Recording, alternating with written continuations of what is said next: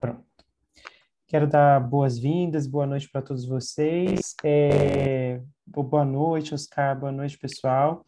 Esse é um projeto nosso que a gente vem tocando há alguns períodos, um projeto de grupos de estudo, de aulas abertas, são grupos menores que a gente gosta bastante aqui na Consciência de conduzir para a gente poder trocar algumas ideias sobre algumas temáticas que são relevantes para o mercado empresarial. Hoje a gente vai falar sobre estruturas de gestão, tem um conteúdo que a gente vem lapidando no decorrer desses anos todos. Eu gosto muito de falar sobre esse tema, porque ele tem uma conexão muito grande, especialmente com as pequenas e com as médias organizações, e eu espero que seja aí um momento aí para a gente poder trocar ideias. Quero dizer para todos vocês que vocês podem ficar super à vontade para comentar, para fazer pergunta, para falar alguma coisa a respeito de alguma coisa que eu estiver falando aqui, e, e a gente vai trocando essa ideia, esse movimento, tá?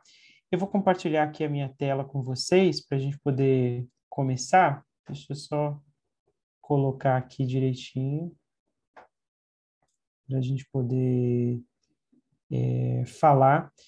Eu gosto de comentar bem rapidamente, depois vocês vão ter também acesso a essa apresentação, fiquem tranquilos, mas eu gosto de comentar um pouco de onde eu estou falando, porque isso ajuda vocês também a compreenderem por que a gente está discutindo esse tema.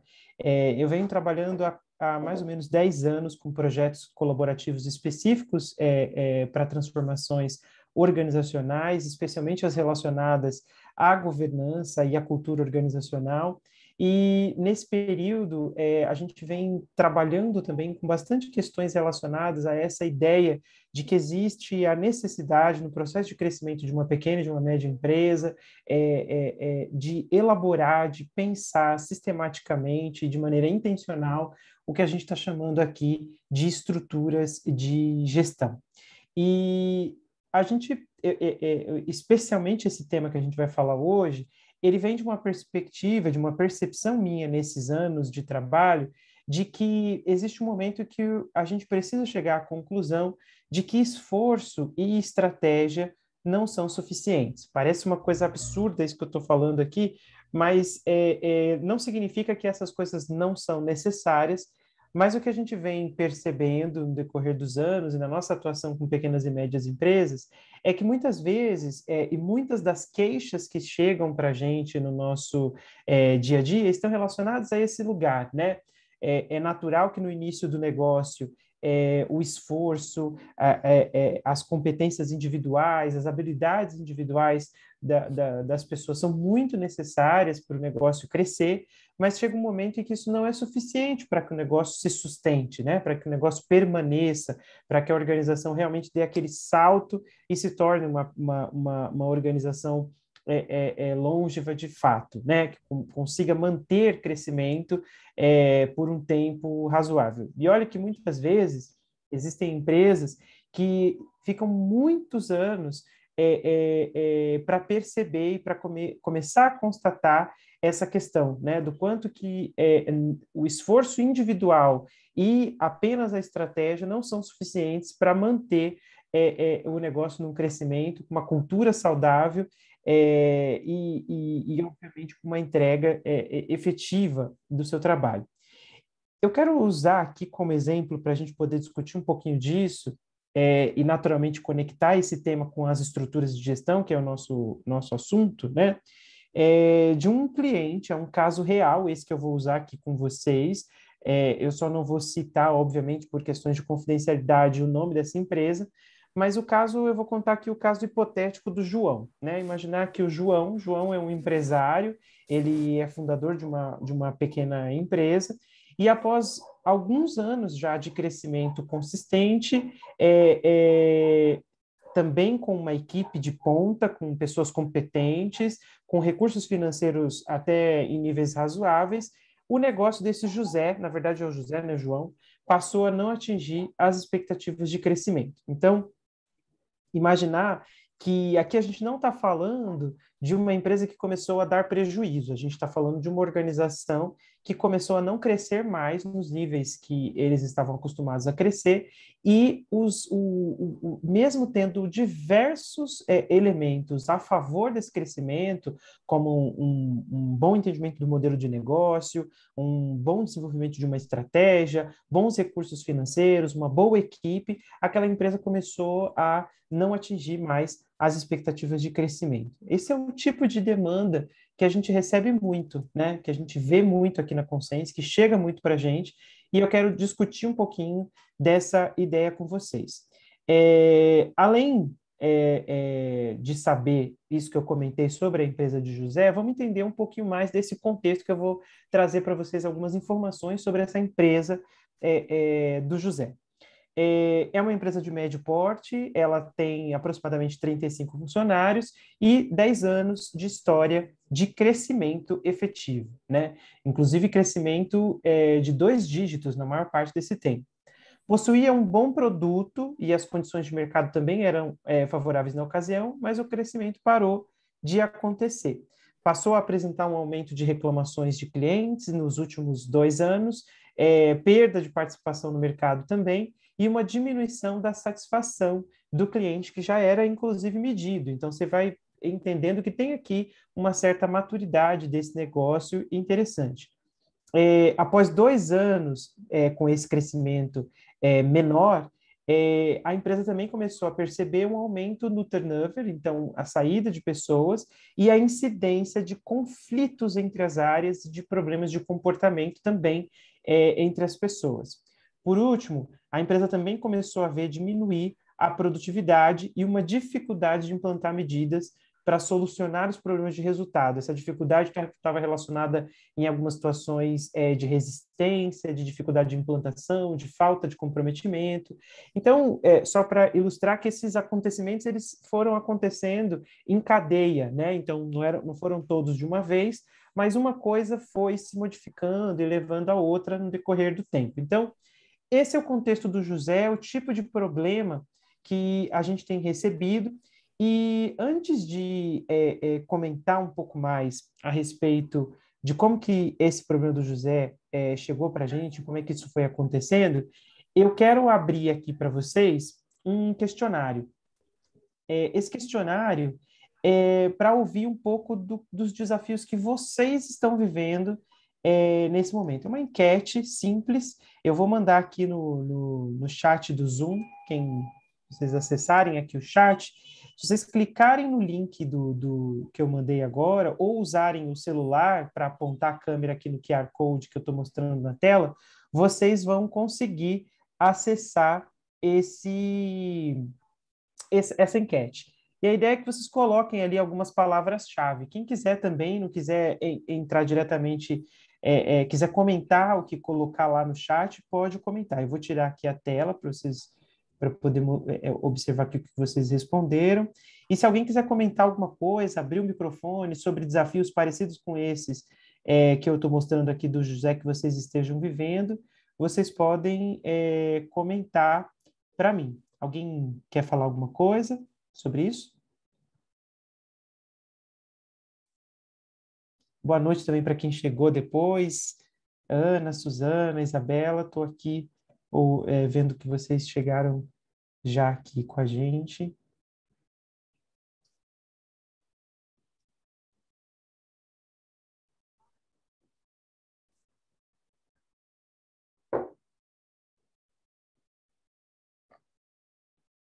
Que tem já 2 respostas. Estou compartilhando para vocês virem também o que eu coloquei. Procedimentos, processos, a questão do próprio crescimento, alguém colocou aqui. Papéis. Se alguém quiser comentar o que colocou, pode abrir o microfone para falar, viu, gente?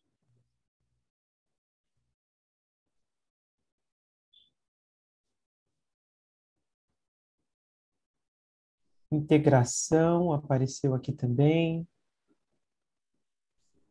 Buscativa comercial.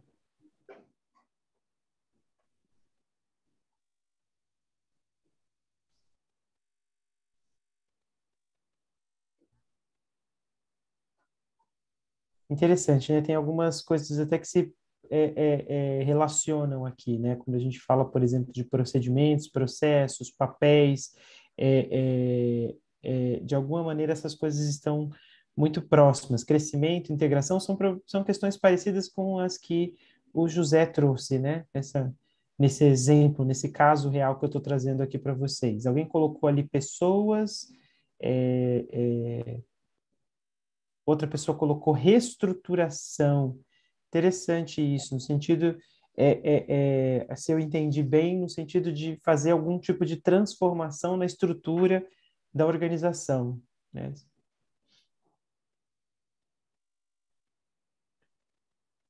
Colocaram aqui a inovação, legal. Muito bem, muito bem. São desafios muito interessantes que vocês estão trazendo aqui. De alguma maneira se relacionam com o que a gente está falando aqui do Miguel. Muito bem. Vou voltar aqui. Alguém quer comentar alguma coisa que colocou? Ou mandar no chat? Por aí?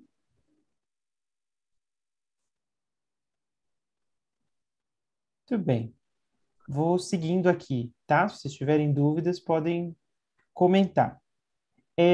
Uma coisa que a gente começa a perceber é que os desafios, eles são comuns, eles são parecidos, né? Quando eu comento que eu vejo muito desses desafios de vocês, e eu tenho certeza que vocês vendo a nuvem de palavras, vocês também se identificam com os desafios das outras pessoas, porque os estágios de maturidade dos negócios, eles costumam seguir um determinado padrão. Existe um padrão nesses estágios de maturidade. Tem um trabalho muito interessante que foi desenvolvido pela Universidade de Harvard que mostra três estágios ou fases de desafios de negócios e que mostram para a gente algumas pistas sobre esses estágios de maturidade. Eu vou relacionar isso com o caso do José que eu estou mostrando para vocês, mas também quero primeiro contar para vocês um pouco dessa teoria que é muito interessante para que vocês façam uma análise do negócio de vocês também. Segundo essa teoria, existe uma primeira fase, que é a fase dos recursos. Essa fase ela está muito associada aos momentos iniciais do negócio, mas não significa necessariamente que ela se restrinja apenas aos anos iniciais do negócio. Pode ser que ela se mantenha por muito tempo a depender da capacidade que o negócio tem de sair da fase dos recursos. A fase dos recursos é uma fase que está totalmente orientada para ampliação, para solidificação dos recursos do negócio. Que recursos são esses? Recursos financeiros e recursos humanos, recursos tecnológicos, recursos de inteligência operacional. Então, tudo aquilo que dá base, solidez para o negócio, está relacionado a esse primeiro momento. Se a gente pensar assim, né, no momento, no início de um negócio, de fato, as energias estão todas direcionadas para fazer o negócio crescer, ter mais clientes, ter um capital acumulado, ter um bom modelo de negócio, e esses recursos financeiros, humanos, ter pessoas importantes ali para a formação da equipe. Então, essa fase dos recursos ela é a fase inicial. O que acontece de características que são interessantes aqui para a gente trazer de desafios nessas fases é que a fase dos recursos ela acaba gerando alta dependência das pessoas e também de clientes.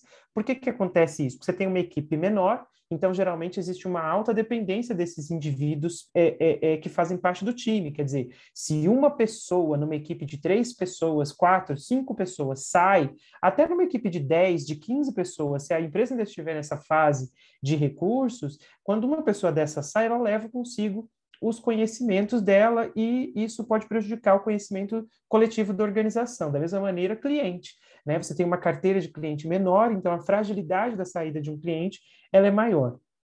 Também na fase dos recursos, é comum uma centralização muito grande do conhecimento a respeito do negócio na cabeça do fundador, do sócio. Naturalmente, né? Se você tem ali 1 ou 2 ou 3 fundadores, aquelas pessoas têm um pouco mais de conhecimento a respeito do negócio. Quando diz assim o modelo de negócio, o tipo de cliente, o tipo de entrega que se quer fazer, e é natural que isso esteja centralizado nesse indivíduo. Também é comum dessa fase que o crescimento seja baseado nos esforços individuais, que foi um pouco do que a gente falou ali no começo do nosso encontro. Ou seja, essa fase, ela demanda o esforço individual para ela acontecer. Então, faz parte do processo, da natureza do crescimento de uma organização, obviamente que siga esses moldes tradicionais de crescimento, que os esforços individuais façam diferença nessa fase dos recursos. Mas a empresa pode, a partir do momento que começa a se solidificar, a provar o seu modelo de negócio, a bancar a sua estrutura organizacional, a aumentar o número de pessoas, ela começa a pensar nesse crescimento que é preciso estabelecer alguns jeitos de fazer as coisas, né? A gente precisa combinar regras do jogo que vão servir para alinhar, tornar o negócio coeso. E é aí que entra a fase dos processos. Porque a fase dos processos, ela está muito associada a esse momento em que a empresa percebe que ela precisa combinar algumas coisas para que o negócio se mantenha um negócio só, né? Para que a desfragmentação das atuações individuais não prejudique esse crescimento. Ao mesmo tempo, essa fase dos processos, ela tem alguns desafios que também são naturais dela.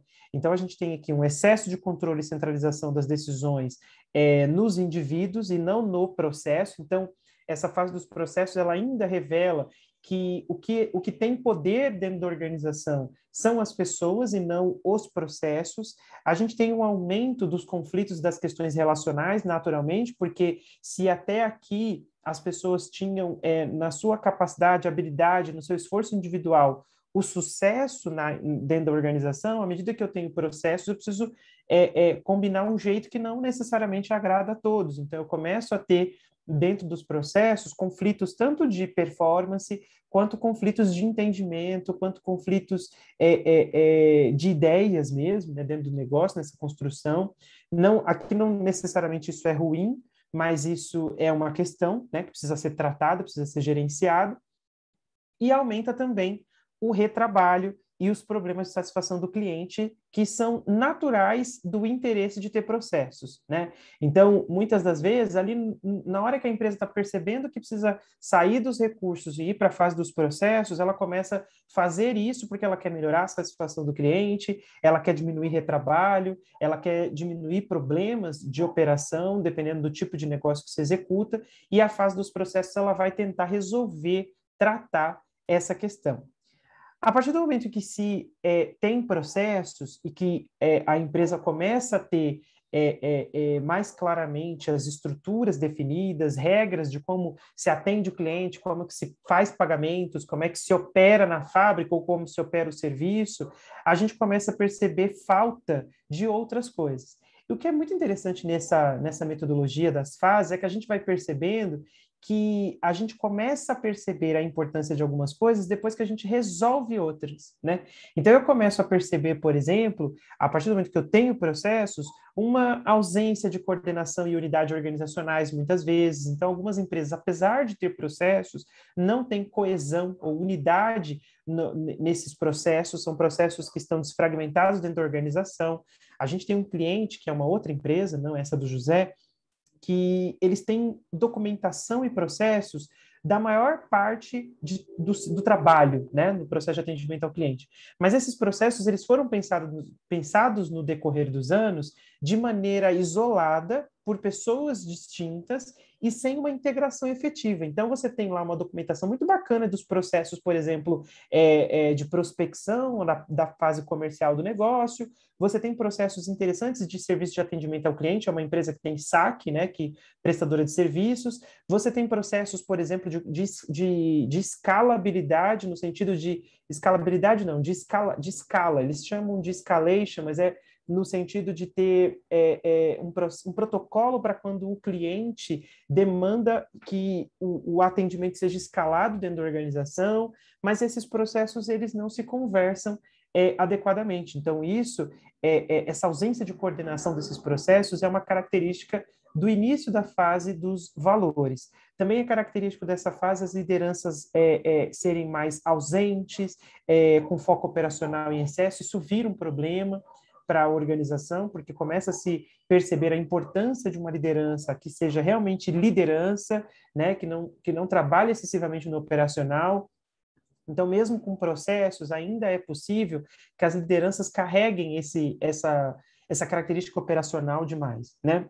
E uma certa resistência à mudança e dificuldade de adaptação do negócio, porque eu tenho muitos processos, né? Eu tenho os processos, só que num primeiro momento, geralmente numa primeira rodada de desenho de processo, as pessoas acreditam que desenhou o processo, acabou. Eu nunca mais vou precisar desenhar de novo, eu não preciso revisar, é só repetir.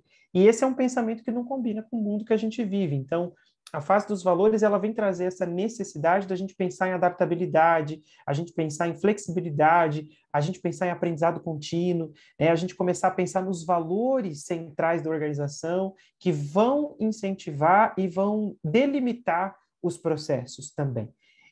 O que é bacana de trazer aqui, e aí eu queria até, se você quiser comentar aí no chat ou abrir o microfone, de que fase vocês estão e como que os desafios que vocês colocaram ali na nuvem de palavras se conecta com alguma dessas fases. Lembrando que essas fases podem estar acontecendo até que simultaneamente, né? Eu posso estar predominantemente na fase dos processos, mas ainda ter elementos da fase dos recursos.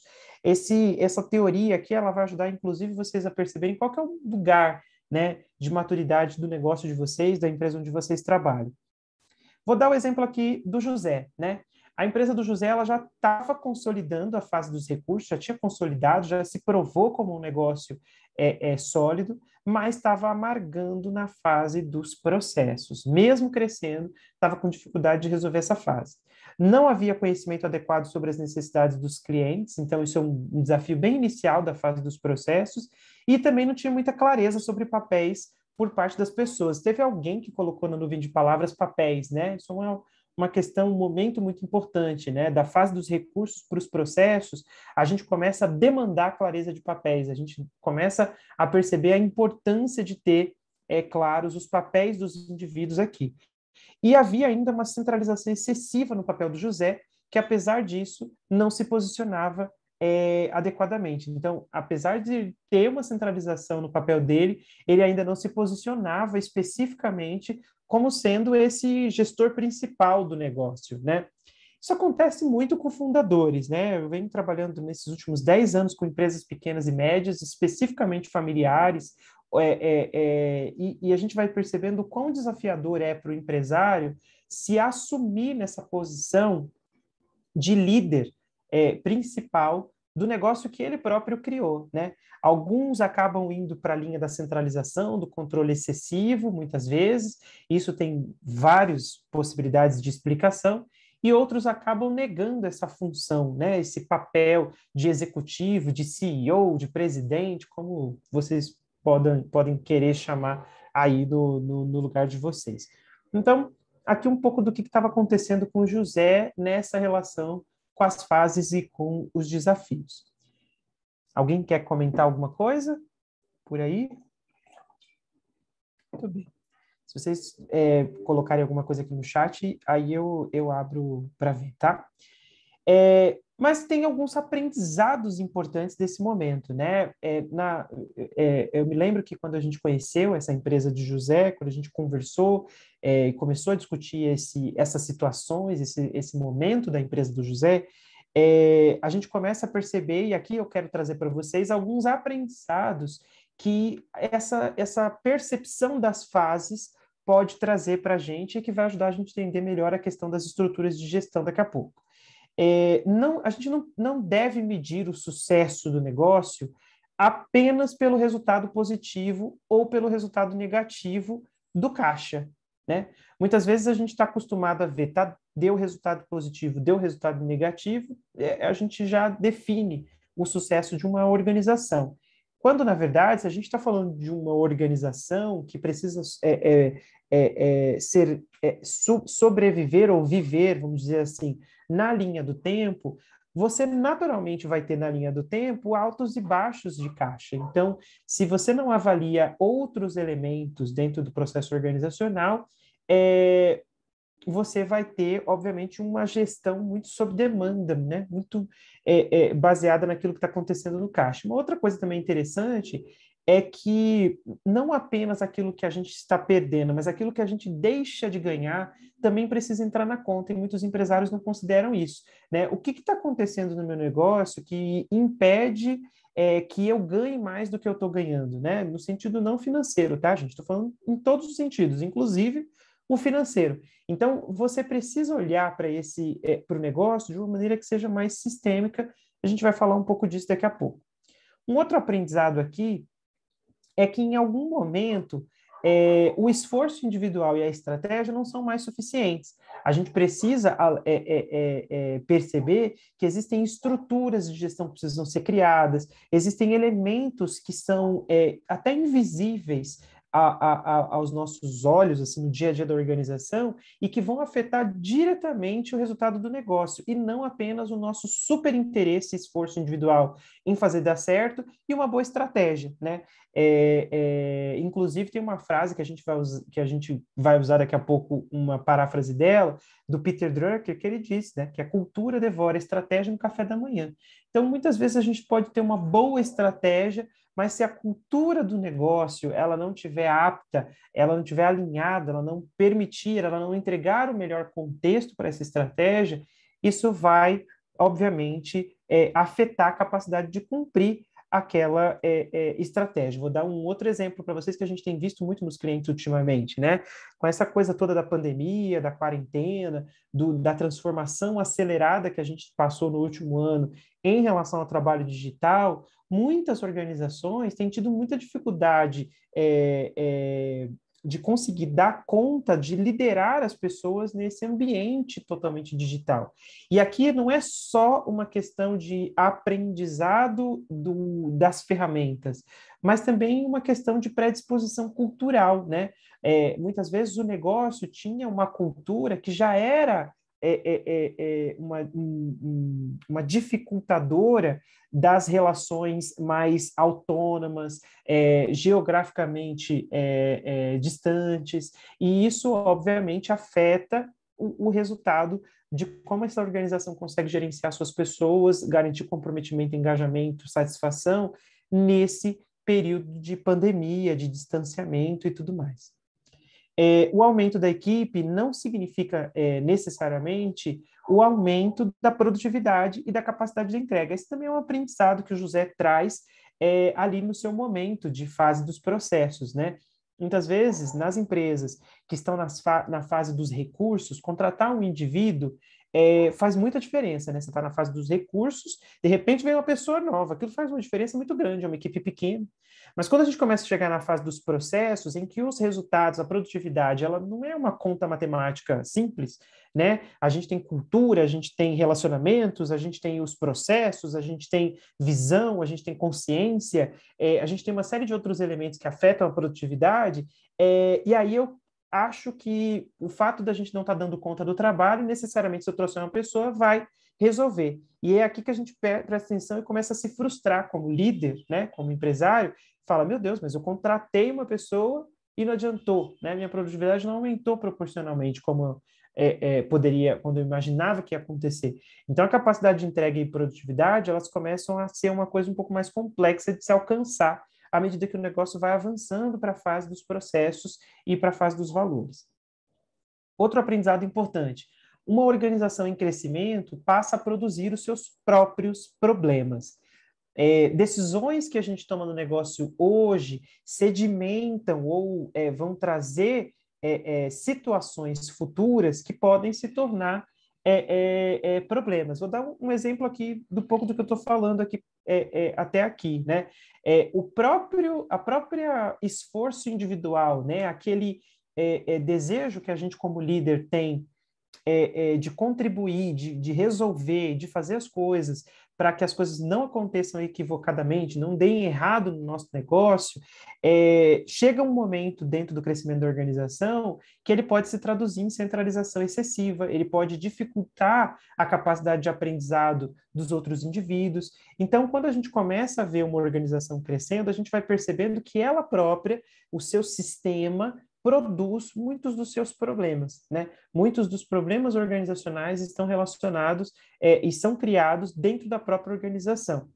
E Esses aprendizados mostram para a gente uma coisa muito importante. A empresa, ela é um sistema. Ela se tornou um sistema a partir do momento que ela começa a evoluir da fase dos recursos. Ela se torna um sistema complexo, onde a gente tem variáveis-chave que vão se relacionando e criando uma dinâmica organizacional que não é mais simples como acontece num início de negócio. Então, por isso que é importante que cada liderança dentro de um negócio em crescimento olhe para esse negócio como um sistema dinâmico, que está ali se movimentando, e muito interessante a gente notar que, assim, o negócio, ele acontece mais na relação dessas variáveis-chave do que nas variáveis-chave, né? Mais importante do que eu entender, por exemplo, o talento individual de uma pessoa da minha equipe, é eu entender como esse talento individual, somado aos outros talentos individuais, produzem um saber coletivo dentro da minha equipe. Da mesma maneira, mais importante do que eu ter um caixa, né, um capital financeiro para investir, é entender como é que esse capital se relaciona com o meu propósito, com a minha cultura e com a minha equipe. Então, eu vou entendendo que essas coisas, elas não existem isoladamente dentro de um negócio. Elas estão se relacionando o tempo todo. É aí que mora um negócio que a gente precisa entender, que é qual é essa estrutura por trás dessas relações de todas essas variáveis, né? O que a gente consegue arquitetar nesse sentido? Tem um aprendizado importante aqui, né? Qualquer organização com a ambição de transpor desafios e alcançar o sucesso vai precisar cuidar não apenas das suas capacidades técnicas e administrativas a partir do momento que evolui, mas também precisa cuidar da saúde desse sistema organizacional, né? Então, não sei se vocês já viram, tem uma pesquisa muito legal canadense, por isso que eu coloquei essa imagem dessa raiz gigante, dessa árvore, e que foi mostrado nessa pesquisa, foi uma pesquisa muito interessante que mostrou que existe uma conexão entre as árvores de florestas que são antigas, florestas muito antigas. Inclusive, em algumas florestas, eles conseguiram perceber que existe uma árvore ali, e muito comumente a mais antiga daquela floresta, que ela tem uma capacidade de conexão com as outras árvores, num sentido amplo de preservar o todo mais do que a parte, né? Numa transferência de nutrientes, numa espécie de realmente de networking ali daqueles seres vivos. Isso é muito interessante para mostrar para a gente, para trazer esse ensinamento para o ambiente organizacional, no sentido de que eu posso ter uma boa estratégia, uma boa tecnologia, uma boa operação, mas essas coisas juntas precisam funcionar, né? Essas coisas precisam funcionar coletivamente. Então, quanto maior for a nossa consciência sobre esse todo, né, sobre essa saúde do sistema organizacional, mais as nossas ações vão beneficiar esse todo, né? Isso é uma frase muito legal do Peter Senge, que é um grande administrador e professor, que traz para a gente aí algumas ideias muito interessantes a respeito da visão sistêmica, do aprendizado contínuo das organizações. Então, eu vou trazer aqui para vocês agora essa definição interessante sobre a diferença entre inteligência organizacional e saúde organizacional, tá? Para a gente poder entender aqui o que a gente está ampliando quando a gente quer olhar o sistema, né? E não só aquilo que está relacionado à nossa capacidade técnica e administrativa. Esse conteúdo técnico e administrativo a gente está chamando aqui de inteligência organizacional. Então, a inteligência organizacional, ela é dona daqueles fundamentos básicos e técnicos da prática corporativa, com foco no sucesso de um negócio. Então, a gente está falando de ser excelente na estratégia, nas finanças, no marketing, na tecnologia e na operação. Então, a gente vai percebendo que à medida que o negócio vai amadurecendo, atravessando essas fases que eu comentei com vocês, ele vai desenvolvendo excelência em elaborar sua estratégia, em gerenciar suas finanças, em fazer marketing, evoluir o marketing. O marketing é uma disciplina que evoluiu muito nos últimos anos, né? A tecnologia, então, não precisa nem falar, e a operação. Então, isso aqui ocupa a maior parte do tempo da liderança, né? Inclusive, a gente vai perceber que a maior parte dos líderes se concentra a vida inteira nesse conteúdo aqui, né? A maior parte das vezes a gente está se concentrando nesse conteúdo, né? Especialmente se eu sou um líder de uma dessas áreas dentro da organização, na maior parte do tempo eu estou me concentrando na capacidade que eu preciso desenvolver técnica e administrativa para entregar excelência naquilo que eu estou executando. Só que sem saúde organizacional, esses elementos de inteligência organizacional não garantem necessariamente o sucesso do negócio. Com o decorrer do tempo, a gente começa a perceber que muitas vezes essas áreas e essas lideranças, principalmente, elas vão trabalhando isoladamente, mesmo que, na melhor das intenções, causam mais desfragmentação do que coesão para o negócio. E é na coesão, na unidade organizacional, que a gente vai garantir sustentabilidade e longevidade para a empresa. Então, a gente começa a sentir a necessidade de olhar para a saúde do sistema organizacional também, né? E a saúde organizacional, ela já vai ser a responsável por criar o melhor contexto para a execução da inteligência organizacional. Então, qual é o melhor contexto para que estratégia, finanças, marketing, tecnologia e operação juntos entreguem a longevidade e a sustentabilidade do negócio? Então, veja que isso que eu estou falando para vocês, essa questão de longevidade, sustentabilidade do negócio, a capacidade de manter a inovação rotineiramente dentro do negócio, um ambiente de aprendizado, de segurança psicológica, esses elementos eles vão começar a ser interessantes para empresas que estão na fase dos processos e valores. Porque na fase dos recursos, o interesse é a sustentação básica da inteligência organizacional, né? Ela está muito relacionada ao negócio se provar. Então, esses elementos mais abstratos, né, da saúde organizacional, eles ainda não são tão atrativos, né? Então, dentro da saúde organizacional, a gente vai ter qual é a infraestrutura invisível do negócio, quais são as regras do jogo, né? Como é que a gente toma decisão aqui, quais são qual é o tipo de relacionamento que a gente valoriza, qual é o tipo de governança que a gente vai desenvolvendo no decorrer do tempo em relação à maneira como o trabalho é executado. A integridade corporativa também faz parte desse movimento de saúde organizacional. Eu não sei se vocês conhecem um autor muito legal, eu vou mandar o nome dele aqui no, no chat para vocês, quem quiser depois conhecer, que se chama Patrick Lencioni. Esse modelo que eu estou trazendo de inteligência e saúde organizacional foi elaborado por esse autor, o Patrick Lencioni. E aqui é muito interessante da gente perceber o seguinte: quando a gente está falando desse modelo de saúde organizacional, ele traz a integridade organizacional como um alvo de coesão, né?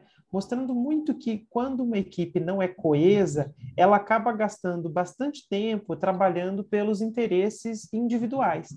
Então, você vai ter, muitas vezes, líderes que trabalham pela sua carreira, pelo seu próprio desenvolvimento profissional, pelo seu departamento, que defendem a sua própria equipe, quando, na verdade, a primeira equipe de uma organização é a liderança. A primeira equipe de um líder são os outros líderes e não a sua equipe subordinada, né? Então, quando a gente está falando da saúde organizacional, a gente está falando disso. Será que a liderança dentro da organização, ela encara os outros líderes como a sua primeira equipe ou a sua equipe subordinada?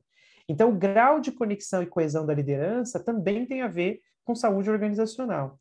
Também tem a ver a incidência de politicagem e desorganização dentro da empresa. A saúde, ela está muito ligada a essa ideia de eliminar a politicagem. E aí, quando eu falo politicagem, só para vocês entenderem, a gente está falando de qualquer movimento, de qualquer pessoa dentro da organização que privilegia seus interesses individuais e não os interesses coletivos. Isso vira politicagem, porque quando essa pessoa vai para uma reunião, quando esses indivíduos estão numa reunião, eles estão mais preocupados com a imagem que estão passando na reunião do que com o tema que está sendo discutido. Isso é um exemplo.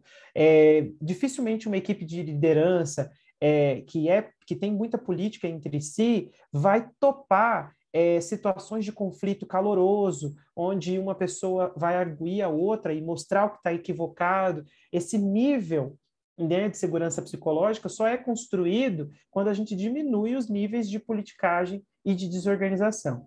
Aspectos da cultura também compõem a saúde organizacional e, em geral, a saúde organizacional é completamente negligenciada pela liderança. Não garante sozinho o sucesso, então eu gosto sempre de dizer que a saúde organizacional sozinha não vai garantir o sucesso, mas sem ela, dificilmente a inteligência organizacional vai conseguir entregar. E é um inimigo invisível, né? Assim como acontece com a gente, né? Se a gente pensar assim, a nossa saúde como ser humano, né? É um inimigo invisível a falta de saúde, né? Ela vai minando a nossa capacidade de entregar, de realizar, de fazer, de viver, e isso vai neutralizando, diminuindo, como se fosse um cupim também, né? Então, a saúde organizacional para uma empresa, a partir do momento que a gente vê a empresa como um sistema, ela passa a ser um elemento extremamente relevante, tão relevante quanto os assuntos de inteligência organizacional. Eu gosto de um exemplo que o Patrick Lencioni traz no livro dele, um dos livros dele, que é muito legal, que ele fala o seguinte: mas por que será que a liderança negligencia tanto as questões de saúde organizacional, né? E ele vai trazer um exemplo, uma historinha de uma pessoa, um cara, que chega em casa e na hora que ele chega em casa, ele vê a esposa agachada na sala procurando alguma coisa. E aí ele fala para ela: nossa, mas o que você está procurando? E aí ela fala: estou procurando meu brinco. E aí ele fala: mas você perdeu ele aonde? Aí ela: deixei cair no quarto. Aí ele fala: mas por que você está procurando aqui? Aí ela: porque aqui a luz é melhor. Então é muito interessante essa história, né? Isso explica um pouco do porquê que nós, líderes, muitas vezes negligenciamos a saúde. Porque a luz, né, nesse ambiente da inteligência organizacional é melhor. A gente é treinado, toda a produção de conhecimento da nossa formação profissional, na maior parte das vezes, está relacionada às questões de inteligência organizacional. E dificilmente a gente trata do assunto saúde organizacional. É um assunto que os resultados não são imediatos, que os desafios são bem complexos de se tratar, então a gente acaba ignorando esses temas para poder cuidar da inteligência organizacional, que é prática, visível, mensurável, rápida, curto prazo, e aí eu consigo cuidar disso. Muito bem. E aí, o que vocês pensam aí? Os desafios que vocês trouxeram, são desafios de inteligência ou desafios de saúde organizacional? Interessante, né? A gente trazer à tona essa reflexão, até para a gente poder entender um pouco de o que a gente está vendo, né, do nosso negócio, como é que a gente está observando o nosso negócio. E aí, a gente avançando aqui, as estruturas de gestão, né? Então, essa introdução toda para a gente perceber que as estruturas de gestão, elas vão justamente ajudar a cuidar e manter a saúde organizacional enquanto essa saúde se desenvolve, esse sistema organizacional se desenvolve. As estruturas elas vão impactar diretamente a rotina da empresa, a forma como a empresa é regida, o seu desempenho na busca pelos objetivos, metas e também pelos resultados. Então, as estruturas de gestão elas precisam estar extremamente conectadas com esses elementos invisíveis que vão criando essa sustentação para o sistema organizacional. Né? Como é que a gente consegue pensar estruturas, mesmo que invisíveis, que suportem a minha capacidade de ser um sistema, né? Que conectem os elementos da inteligência organizacional, de modo que, de fato, tudo se torne um sistema só, né? Que exista coesão, unidade nesse processo. Quais são esses elementos das estruturas de gestão? Os elementos mais comuns eu vou trazer aqui para vocês, tá? O primeiro mais conhecido desses elementos é o próprio desenho da estrutura organizacional, né? A definição de funções, de atribuições ou de papéis. E aqui a gente pode perceber que existe uma evolução muito importante nesse entendimento do design organizacional, né? Quando a gente fala no desenho da estrutura, a gente não está necessariamente falando daquele modelo tradicional do organograma piramidal, a gente está falando de um momento importante que a organização, no seu processo de amadurecimento, precisa parar e pensar, para atingir a minha estratégia, para cumprir os meus objetivos, para cumprir o meu propósito, qual é o melhor design organizacional, qual é o melhor desenho de estrutura que eu preciso. E independente de qual modelo eu escolher, o mais importante é que ele esteja alinhado com com os meus objetivos, com o cumprimento dos meus objetivos, né? A mesma maneira, as funções e as atribuições que precisam ter essa capacidade de serem flexíveis, adaptáveis, né? Não dá para a gente achar que a gente vai descrever função igual antigamente, aquele job description que em 3 meses está desatualizado. Esse modelo tradicional de descrever função, ele acaba impedindo a organização e frustrando as pessoas, né? Você tem lá um documento que foi feito no ano retrasado, numa época que não tinha pandemia, já mudou tudo. Né? Então, como é que a gente consegue pensar o desenho da organização, as funções e as atribuições que são necessárias para esse desenho, sem deixar que isso se torne obsoleto? A gente também tem as regras e as políticas do negócio, e aqui é muito interessante. Uma vez eu ouvi um palestrante falar uma coisa que eu gosto muito, que ele diz o seguinte: as regras e as políticas do negócio, elas vão acontecer mesmo que você não defina. Né? Então, as pessoas, no decorrer do negócio, do crescimento, vão percebendo o que é aceito aqui nesse grupo, o que não é aceito, que tipo de decisão eu posso tomar e que tipo eu tenho que falar com alguém, qual é o meu grau de autonomia, como é que as decisões são tomadas aqui. Inclusive, as reuniões das empresas são ambientes riquíssimos para você entender quais são as dinâmicas, as regras, as políticas desse negócio. Mas, à medida que o negócio cresce, essas regras e políticas passam a ser importantes, né? Regras relacionadas à maneira como as coisas acontecem, políticas de remuneração, políticas de remuneração variáveis, de treinamento, de desenvolvimento, e dependendo do tamanho da organização, essas regras e políticas vão se tornando mais complexas, mais robustas. Outro componente das estruturas de gestão são os fluxos de trabalho e os processos entre e dentre as áreas.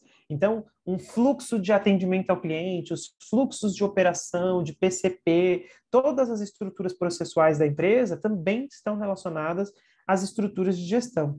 Os sistemas de gestão que apoiam esse fluxo dos processos e das informações, ou seja, no momento que a organização percebe que precisa de um ERP ou de um sistema de gestão mais simples para alguma área, quer dizer, quando a gente começa a perceber que a tecnologia precisa suportar, automatizar alguns dos nossos processos, também faz parte dos elementos da estrutura de gestão. Inclusive, aqui tem um elemento muito interessante, que muitas vezes as empresas começam a escolher sistemas antes de ter processos.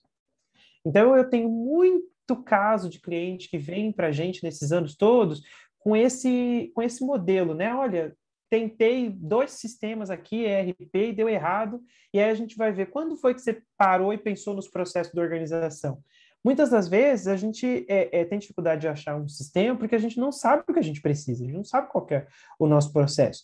E alguns líderes acreditam erroneamente que o sistema vai resolver o problema do processo. Outra coisa que acontece também é o líder acreditar que a ISO vai resolver o problema do processo, né? Vai lá, tem empresas certificadas, a gente conhece empresas que são certificadas e que não têm processo. Na maior parte das vezes, aquilo que está lá documentado e descrito foi feito por alguém e é vivido no dia que tem auditoria. Então, aqui a gente começa a perceber o quanto que as estruturas de gestão, elas não são pro forma, né? É preciso realmente um trabalho mais complexo aqui. O modelo e o processo por meio dos quais as decisões são tomadas.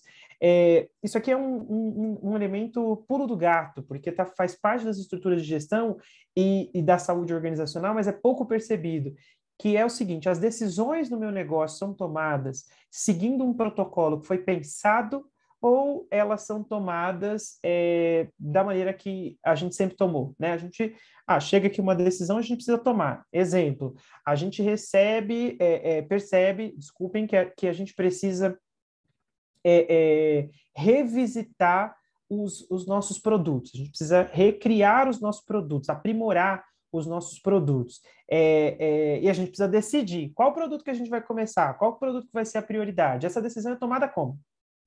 Ela passa por um processo legislativo, vamos dizer, né, colaborativo, as pessoas vão discutir qual é isso, alguém toma essa decisão passa por um comitê, como é que essa decisão é tomada, né? Então, isso também faz parte das estruturas de gestão. O sistema de governança, que garante a adaptabilidade dessa estrutura toda.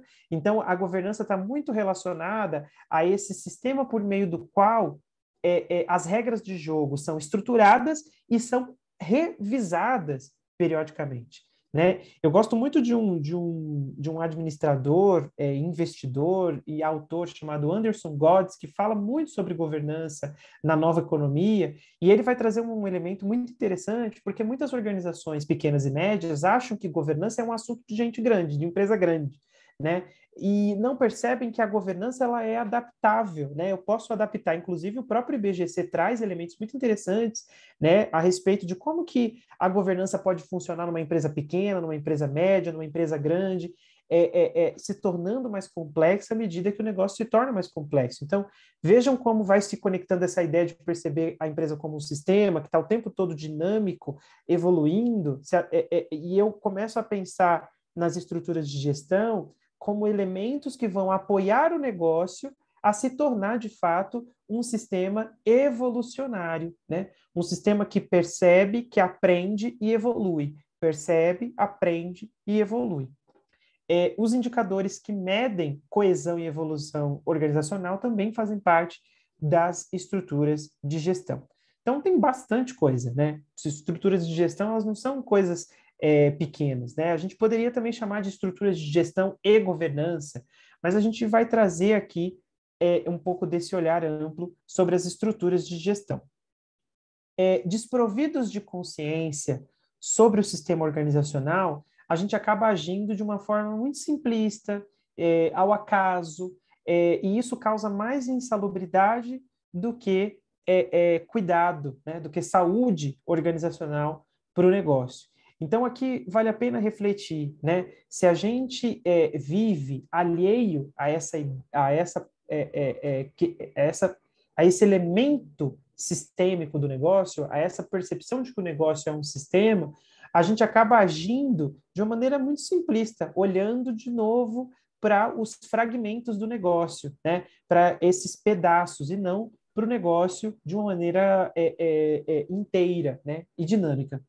E as armadilhas desse pensamento simplista são várias. Eu vou trazer aqui para vocês algumas, né? A primeira delas é a gente acreditar que pensar nas estruturas de gestão é coisa de empresa grande ou que vai haver um momento certo ideal para isso. Então, já comentei um pouquinho dessa coisa da empresa grande, mas essa coisa do momento certo ideal é muito interessante, porque muitas pessoas vão empurrando essas decisões, né? A gente precisa desenhar, pensar na nossa estrutura. Pede para o pessoal do RH. Nossa, isso também é uma coisa muito interessante. O pessoal do RH que tem que fazer. Aí o pessoal do RH desenha lá um organograma X e aquilo vira uma documentação. E aquela reflexão estratégica para o negócio passa por um proforma, né? Outra coisa é acreditar que os desenhos e os planos, eles são a estrutura vivida no dia a dia.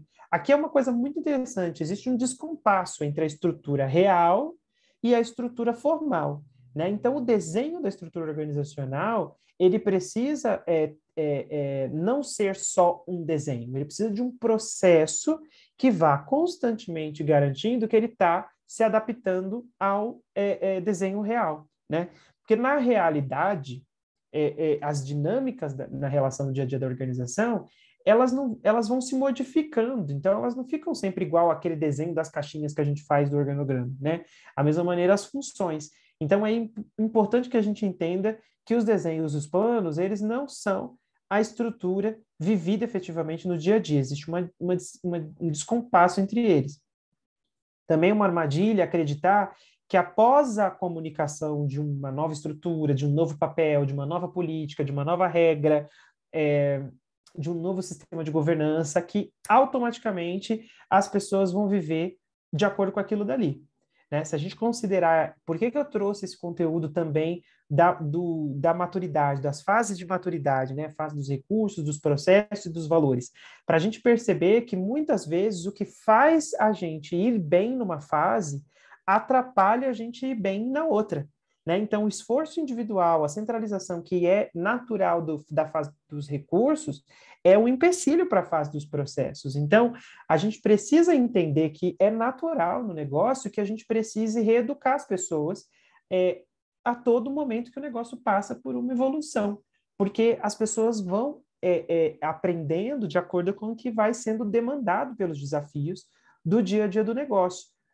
Só que tem uma frase muito interessante também, que diz que os processos que nos tornam eficientes e excelentes numa determinada atividade, eles também nos tornam ineficiente numa outra atividade.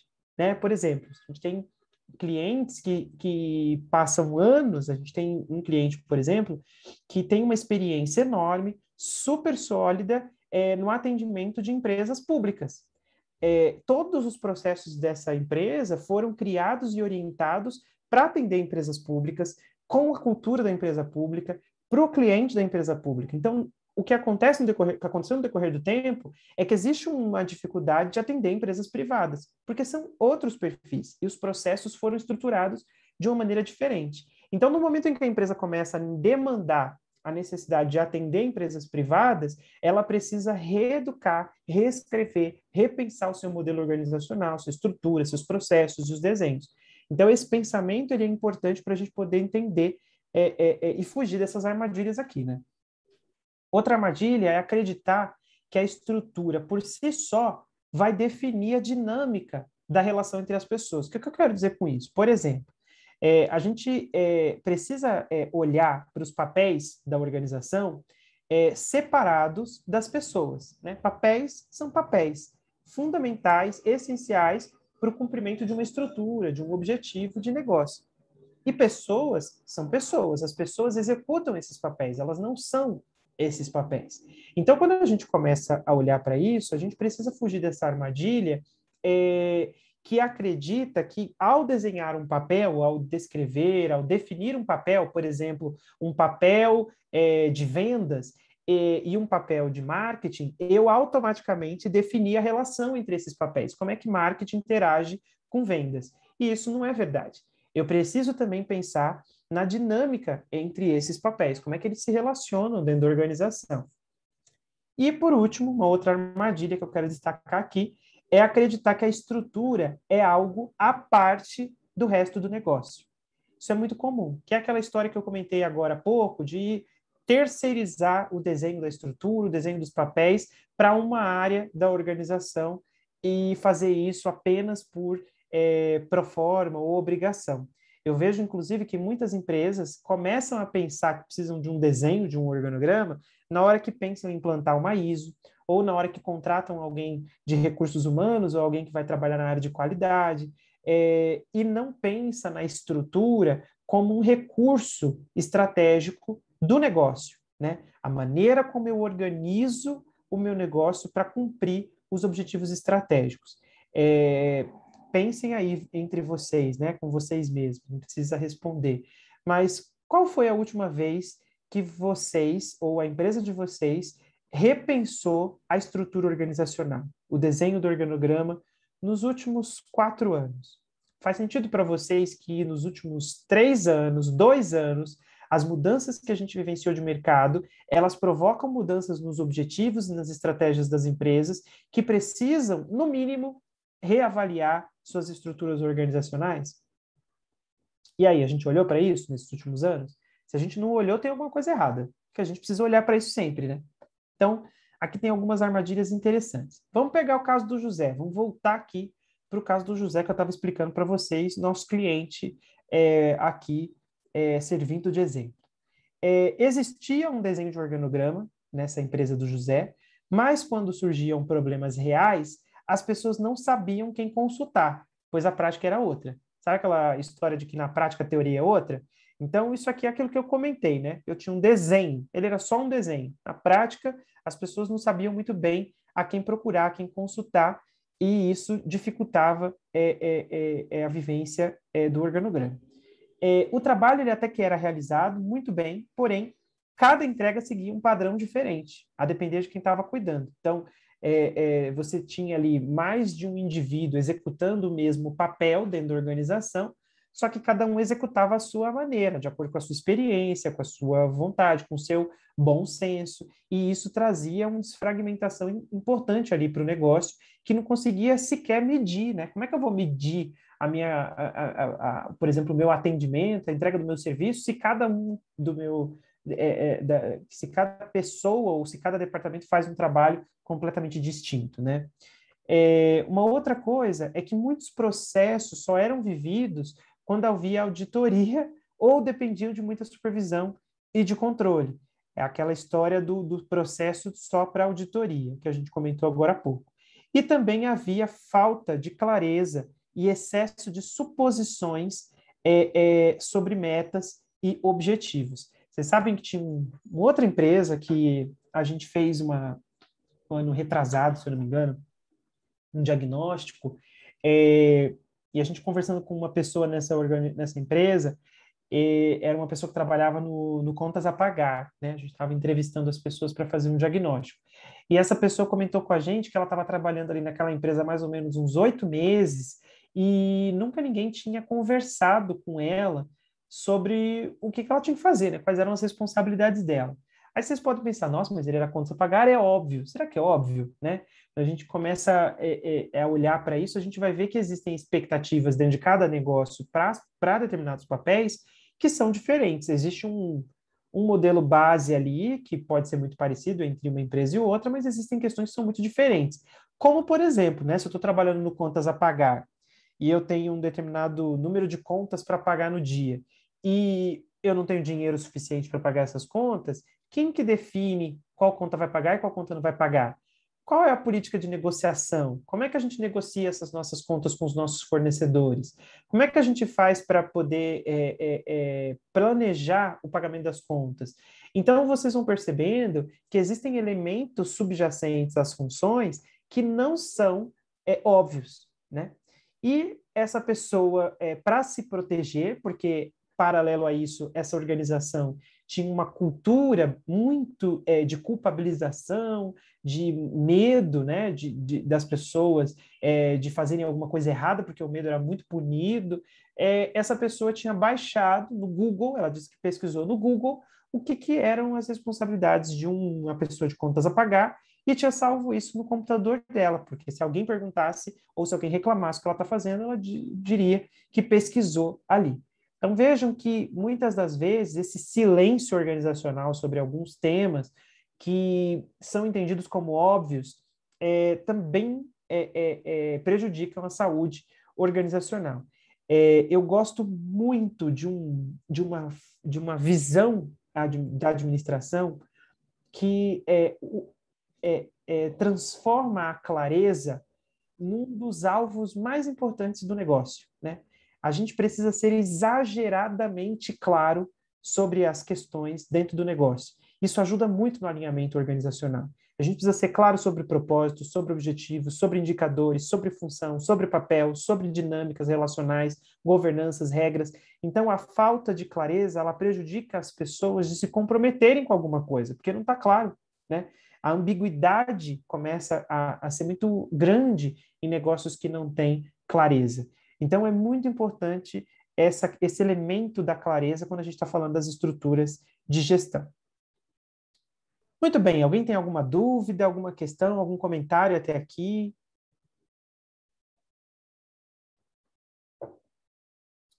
Vocês estão silenciosos? Está todo mundo aí, né? Se quiserem mandar alguma perguntinha, tudo ok, Silvana? Ali no chat, podem mandar. Vou seguir aqui, então. Muito bem. Por gentileza, Anderson, Oi. Sandro, posso dar alguma contribuição à sua bela apresentação? Claro, Maurício, fala aí. Eu acho que o que você, Sandro, colocou até agora, perfeito, a necessidade de uma boa estrutura organizacional, saber organizar isso, etc. e tal. Agora, a minha experiência de vida mostra que o mais importante em qualquer organização é gente. E o líder herói, aquele líder que acha que pode planejar, executar e acompanhar, ele tem a habilidade de colocar as pessoas certas nos lugares certos e acompanhar, motivar e incentivar, que é a única forma que a empresa cresça. No início de qualquer negócio, uma startup, eu acho até admissível que haja o líder herói, mas à medida que a empresa cresce um pouco, você tem que ter a capacidade de saber que as pessoas são importantes e colocá-las nos devidos lugares. Muito obrigado, Anderson. Obrigado, Maurício. Muito legal isso que você está trazendo, e eu acho que complementa bem isso que eu tenho falado, no seguinte sentido, que eu acho que é bem legal isso que você está trazendo para eu destacar aqui.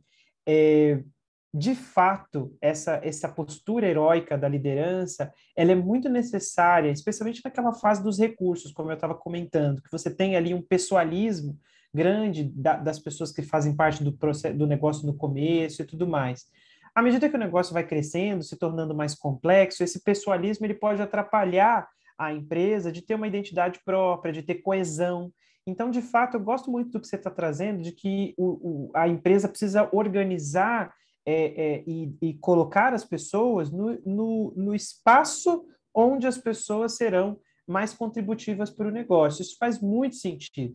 A questão aqui que eu acho que é legal de trazer só é que parte deste processo de tornar as pessoas tão importantes para o negócio, tão importantes para o negócio quanto os outros elementos do negócio, passa pela criação dessas estruturas de gestão que a gente está comentando aqui. Porque, por exemplo, muitas das vezes os negócios vão crescendo, desenham processos, mas mantém essa postura heróica dos líderes ou das próprias pessoas, e eu estou chamando aqui de postura heróica, entendendo essa coisa do indivíduo que puxa para si, que resolve, que centraliza, que faz e que tem esse pessoalismo, né? A gente começa a confundir as pessoas com as funções, a gente começa a confundir as estruturas de poder que deveriam ser processuais com as pessoas, e isso, além de não ser saudável, veja que o termo é esse, né? Saúde organizacional, saudável para a sustentabilidade do negócio, não é também uma característica humanizadora, né? Porque algumas pessoas podem achar que quando a gente começa a dizer que os papéis das pessoas têm que ser separados, que a gente tem que desenhar estruturas de gestão, que a gente está pregando uma diminuição da importância do humano dentro da organização. E não é verdade. Na verdade, quando a gente coloca as coisas nos devidos lugares, as pessoas têm condições de brilhar. Muitas das vezes, as pessoas dentro de empresas que não têm estruturas de gestão adequadas, elas gastam mais energia tentando entender o sistema político daquela organização do que trabalhando, sendo criativo, sendo inovadora. Então, combina muito com isso que você está trazendo, essa ideia de que é necessário que a gente defina estruturas de gestão que permitam que aquilo que precisa ser definitivamente organizado pelas estruturas seja organizado e sobre espaço para as pessoas serem efetivamente criativas, inovadoras dentro dos seus espaços de atuação. Alguém mais quer comentar? Patrícia abriu o microfone, você quer falar alguma coisa? Não, fechou. Tudo bem, tem problema. Vamos lá, pessoal. O que eu vou mostrar para vocês agora são três passos fundamentais que precisam ser tomados para gerar resultados com essas estruturas de gestão e cuidar da saúde do sistema organizacional, né? Então, quando a gente começa a falar das estruturas de gestão, a gente foi elaborando esses três passos a partir da nossa experiência nesses anos todos de consultoria, especificamente focada em governança e cultura, e aqui eu tenho uma consolidada para poder compartilhar com vocês. O primeiro passo, ele está baseado nessa frase de um cara que eu gosto muito, que é o Brian Robertson. Ele é um empresário americano. Eu não sei se vocês conhecem um livro que ele escreveu chamado Holacracia. É um livro muito bacana que fala sobre um sistema de gestão baseado nessa ideia de células que se interagem, que são autônomas. E é muito bacana o sistema da holacracia. Quem quiser ler depois do livro do Brian, é muito legal. E tem uma coisa que o Brian fala que está conectado com aquela frase do Peter Drucker, né? A frase do Peter Drucker diz que a cultura devora a estratégia no café da manhã. E o que o Brian diz é que a estrutura come a cultura no jantar. O que ele quer dizer com isso, né? É que muitas das vezes a gente não repara, e lembrem-se que quando eu estou falando de estrutura aqui, eu não estou falando só do organograma, eu estou falando de tudo aquilo que eu citei ali, né? Quando a gente fala de estrutura, a gente precisa pensar que ela dialoga diretamente com a cultura organizacional. A cultura organizacional, dentro de todos os elementos que expressam, né, a identidade, a essência do negócio, os pressupostos, as crenças, todos os recursos de narrativas culturais dentro da organização que vão trazer esse contexto para a organização, está diretamente ligado aos elementos das estruturas de gestão. E muitas vezes essas duas coisas estão em descompasso, né? E é por isso que ele está trazendo sobre essa questão da estrutura como a cultura no jantar. Vou dar um exemplo clássico, né, sobre esse descompasso. Dentro das estruturas de gestão, existe uma coisa que eu comentei com vocês sobre as questões de regras e políticas, por exemplo. E algumas organizações, elas possuem, por exemplo, estruturas de remuneração que privilegiam o indivíduo em detrimento da equipe, do coletivo, né? A gente já viu, por exemplo, empresas que premiam o comportamento individual de mais vendas e tudo mais. Existe uma grande discussão sobre isso, mas o fato aqui não é se isso é certo ou errado. É o fato de quanto que os meus recados, as minhas narrativas culturais estão alinhadas com as minhas políticas organizacionais. Se eu, por exemplo, quero uma cultura mais colaborativa, onde as pessoas trabalhem coletivamente, que não exista tanta competição entre as pessoas, eu preciso fazer uma alteração estrutural nas minhas regras e políticas de remuneração. Se eu tiver uma coisa em descompasso com a outra, isso vai dar conflito na cabeça das pessoas. Então, tá, mas o que eu vou seguir? E aí, se a gente parar para pensar, na prática, a estrutura acaba ganhando do recado cultural, né? Porque eu não tenho artefatos. Então, para quem já estudou um pouco de cultura, vai perceber que existem rituais e artefatos nessas novas, no design cultural, e que estão muito alinhados ao design organizacional, que vai tratar da estrutura. Então, é preciso solidificar esses elementos, tangibilizar esses elementos na estrutura também. Por isso que o primeiro fundamento, o primeiro passo fundamental para elaborar boas estruturas de gestão é considerar os símbolos do negócio. Quando eu falo símbolos, eu estou falando dos símbolos da cultura.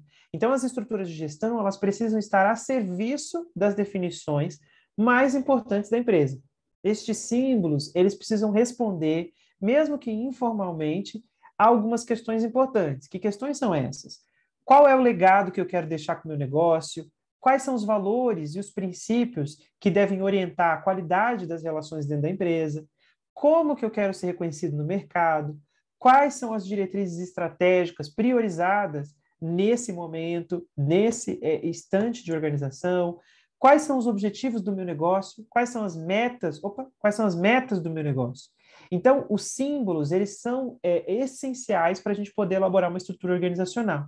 Então, aqui eu gosto muito de trazer a seguinte questão, né? Se eu quero começar a pensar nas estruturas de gestão, eu preciso primeiro fazer um levantamento do que eu tenho dentro da minha organização definido de símbolos organizacionais e que tem a ver com essas perguntas que eu fui colocando aí.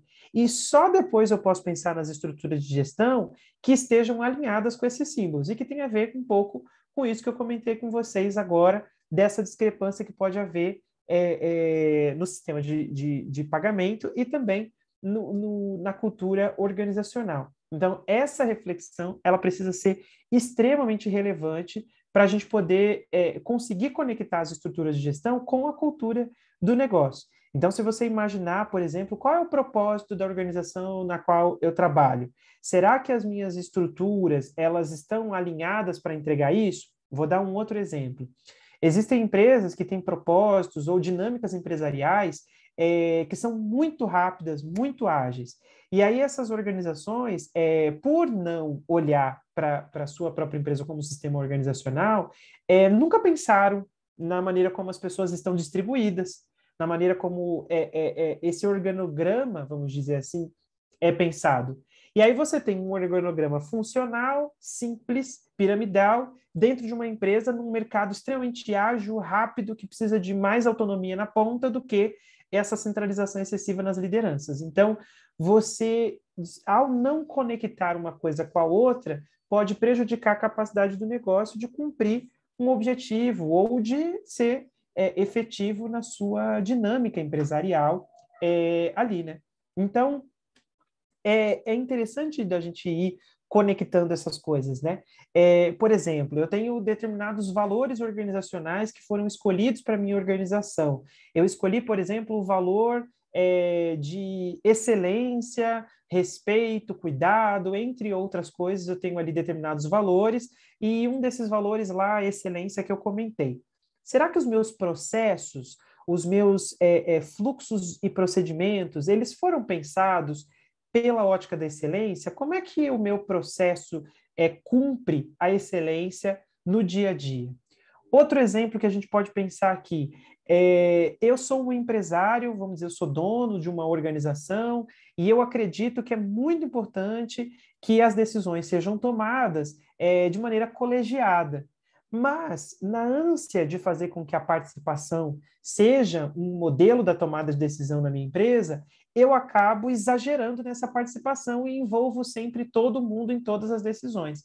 Então, também é um problema para a estrutura do negócio se eu tiver uma desmedida, né, uma mão pesada demais na participação. A gente tem clientes, por exemplo, que em vez de ser esse tradicional, que a gente sempre fala da centralização no indivíduo, é uma centralização num coletivo, né? Então você tem ali um coletivo de pessoas que nenhuma decisão pode ser tomada sem passar por aquele coletivo, e isso atrasa também o negócio, e o consenso é lento demais, isso dificulta. Então, os processos, as políticas de tomada de decisão também precisam ser pensadas de acordo com o interesse cultural do negócio. Então, a primeira coisa, o primeiro passo fundamental é pensar os elementos simbólicos da cultura e como que as estruturas de gestão, todas elas, organograma, papel, função, políticas, regras, dinâmicas, governança, vão alimentar e apoiar a vivência desses símbolos culturais. Eu vou trazer para vocês aqui, a cada passo, algumas perguntas-chave. E aí, eu vou pedir para vocês pegarem um papel, uma caneta, um bloco de notas, quem quiser participar, porque é um quiz, para vocês irem respondendo sim ou não para as perguntas que eu vou fazendo aqui. E aí, no final, eu vou mostrar um pouco de uma provocação para vocês. Então, não precisa falar, só coloca aí sim, não. Depois vocês vão olhar quantos sims e quantos nãos vocês deram, né? Então, para esse passo fundamental da conexão com símbolos, tem algumas perguntas-chave para vocês se fazerem aí sobre a organização de vocês e avaliarem quanto que as estruturas de gestão estão conectadas com os símbolos culturais do negócio. A liderança tem claras as prioridades para cada projeto e objetivo e não precisa ser relembrada disso a cada atividade? Só responde aí o sim ou não. Os valores e a proposta de valor transparecem na forma como o trabalho é executado no dia a dia, né? Que é um pouco desse exemplo que eu falei. Será que os nossos processos eles transparecem os nossos valores efetivamente e consistentemente? Tem que tomar esse cuidado, né? Algumas pessoas falam que sim para isso, mas porque tem algumas expressões esporádicas, né?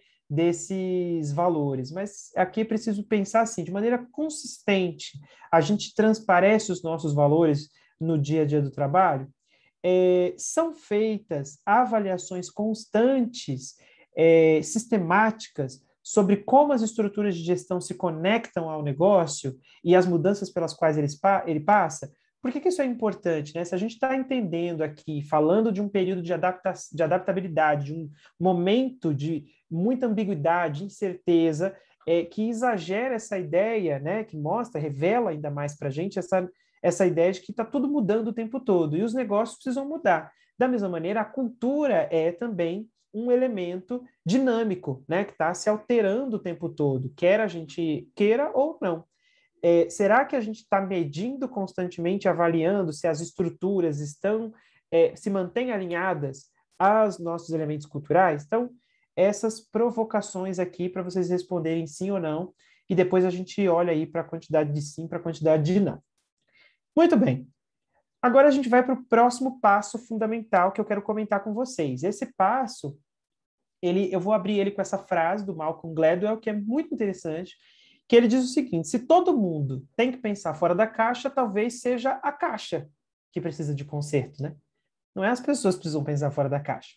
Então, essa é uma provocação interessante para a gente pegar esse próximo passo fundamental na estrutura, para as estruturas de gestão, que é o momento aí sim de modelar uma estrutura que seja única. Então, aqui, depois que eu faço um levantamento dos símbolos, que eu entendo que a minha estrutura de gestão precisam se conectar e fazer cumprir os símbolos do meu negócio, eu preciso desenhar e planejar a melhor representação das estruturas de poder, influência, autonomia e decisão da organização. Aí sim é hora de pensar nas estruturas de gestão, seja no desenho, nos papéis, seja nas regras políticas, no sistema de tomar decisão, de governança, nos processos do dia a dia. Tudo isso precisa ser pensado de maneira única. E aqui tem alguns elementos importantes que eu quero destacar, né? Primeiro que as estruturas, elas precisam representar o melhor e mais claro arranjo dos papéis para o cumprimento daqueles símbolos.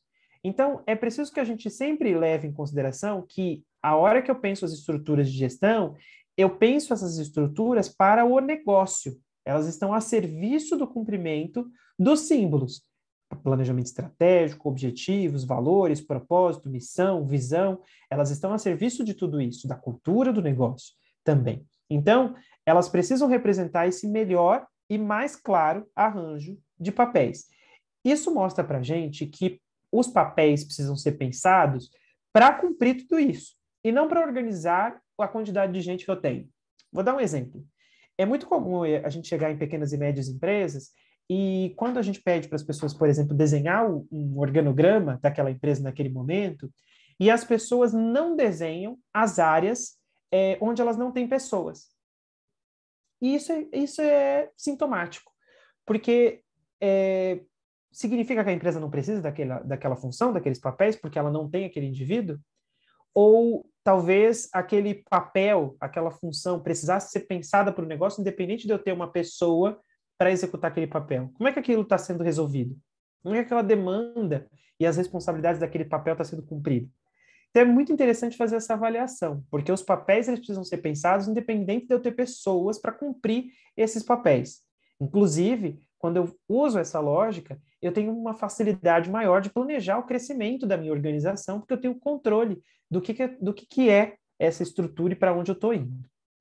Outra coisa interessante é a gente entender que não existem estruturas erradas, existem estruturas inadequadas, né?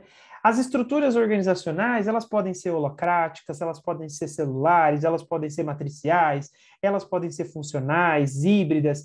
Tem hoje vários modelos, né? Caórdicas, caóticas, estruturas autônomas, autogeridas. Não tem muita importância de qual é o modelo que vai escolher do ponto de vista do modelo. O que tem aqui é o quanto que esse modelo é adequado para cumprir o seu objetivo organizacional.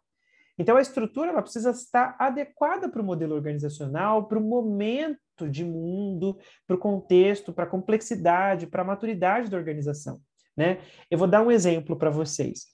Muitas vezes, nos nossos clientes, empresas pequenas que estão se tornando médias, ou ainda são pequenas, estão crescendo ainda dentro desse universo do pequena empresa, e nunca pensaram num desenho organizacional, muitas vezes é benéfico, obviamente respeitando uma série de outras variáveis, que essas organizações tenham um organograma mais simples, né? Que respeite um pouco mais essa simplicidade ali do funcional, departamental, porque isso vai trazer elementos importantes para a mudança cultural, comportamental, que aquela empresa que até ali não tinha nada, passe para ir para um sistema organizacional um pouco mais complexo, sabe?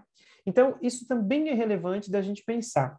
Aqui tem um outro elemento que eu quero destacar, que eu gosto muito, é um exemplo de um outro cliente nosso, que é uma empresa também média, uma empresa de contabilidade, e vocês podem pensar assim, escritórios de contabilidade, mesmo escritórios maiores, esse escritório tinha ISO, um número razoável de colaboradores, um escritório robusto já, são escritórios, geralmente os escritórios de contabilidade respeitam uma estrutura que é muito comum, tradicional, né? Você tem lá o departamento fiscal, o departamento contábil, o departamento jurídico, o departamento do DP, e muitos escritórios, a maioria deles respeitam esse mesmo modelo. O que acontece é que esse escritório, especificamente, há 4 anos atrás, já numa fase final de análise do mercado de contabilidade no país, né, percebendo que a necessidade do negócio mudar de modelo, né? Porque a contabilidade, a tecnologia está trazendo uma automatização muito grande para os processos mais tradicionais da contabilidade e acaba que é preciso se repensar o modelo de negócio, né? E esse negócio, naquela época, tomou a decisão de que precisava ser uma empresa mais consultiva. Enfim, uma estratégia deles foi necessária uma mudança grande dos símbolos do negócio, da estratégia, dos objetivos, e concordam comigo que para que uma organização contábil seja mais consultiva no sentido de resolver o problema complexo que um cliente traz, é muito difícil você cumprir essa função sendo departamentalizado, fragmentado demais. E nesse momento eles repensaram a estrutura que passou a ser uma estrutura celular baseada em níveis de complexidade. Então você tinha agora não mais os departamentos com as funções separadas, mas células multidisciplinares que atendiam determinados tipos de problemas. Então a estrutura ela pode fazer funcionar o plano, o objetivo, né? Então quanto mais adequadas aos símbolos, mais haverá proximidade entre a realidade e o desenho e mais ajudará a cumprir esses símbolos. Então, é preciso considerar a melhor comunicação possível entre as pessoas e um bom fluxo permanente de revisão dessas estruturas, e também não precisa ser chato, né? Sem novidade. Quando a gente fala estrutura única, é único de verdade. Você, com a sua organização, ela pode pensar numa nomenclatura, numa maneira que seja só sua. E pode até ser divertido, né? No caso desse exemplo que eu dei da estrutura de contabilidade, tinha um departamento deles, uma célula, que se chamava Unidade de Terapia Contábil, né? Que é para o lugar como se fosse uma UTI, é uma UTC, como eles chamam, que era o lugar para onde iam os clientes com problemas mais difíceis e também a equipe mais sênior do escritório ficava nessa célula. Então, dá para fazer um arranjo que seja realmente único. Eu trouxe aqui ainda 3 pilares de boas estruturas para falar para vocês. O primeiro pilar de uma estrutura, um organograma, papéis, é que ele seja alinhado e claro para todo mundo. Ou seja, é preciso exagerar na clareza, as pessoas precisam ter muito claro quais são suas responsabilidades, seus limites, seus níveis de autonomia, e também as áreas, a maneira como elas interagem. Então, isso é uma boa qualidade de estruturas organizacionais importantes. Outro fundamento de boas estruturas é que elas precisam ser descoladas das pessoas. Aqui eu não estou falando que elas precisam ser independentes, tá? A gente já sabe, já falamos sobre essa dinâmica das pessoas aqui. Mas, quando eu falo descolada das pessoas, é a gente ter a clareza de que a estrutura organizacional ela é um esquema de funções, de papéis, que precisa ser demandado para cumprir aquele objetivo. E isso precisa se descolar das pessoas. Por que eu falo isso? Muitas organizações, a gente chega para fazer um diagnóstico, para conhecer, e a gente começa a perceber que as pessoas são confundidas com as suas funções. Então, o fulano de tal, ele não é o fulano de tal, ele é o diretor financeiro, né? E aí aquela pessoa, ela ela incorpora os elementos daquela função mais do que a humanidade dela. Então, isso afasta o ser humano do negócio, né? E na medida que vai passando o tempo, isso traz alguns malefícios. O primeiro deles é que os conflitos que deveriam ser naturais de determinadas funções passam a ser conflitos das pessoas. Em algumas empresas, essas pessoas que se fundem com as funções, elas passam a ter uma relação com as suas funções muito pessoalizada, muito dominadora, muito controladora, como se elas não pudessem trocar daquelas funções.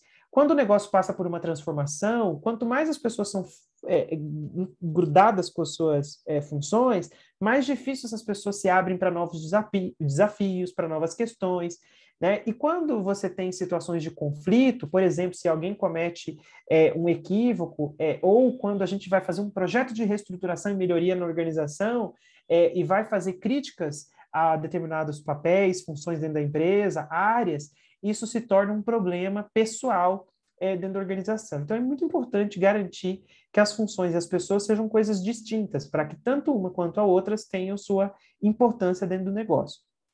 Um outro fundamento importante é que essas estruturas sejam adaptáveis e flexíveis.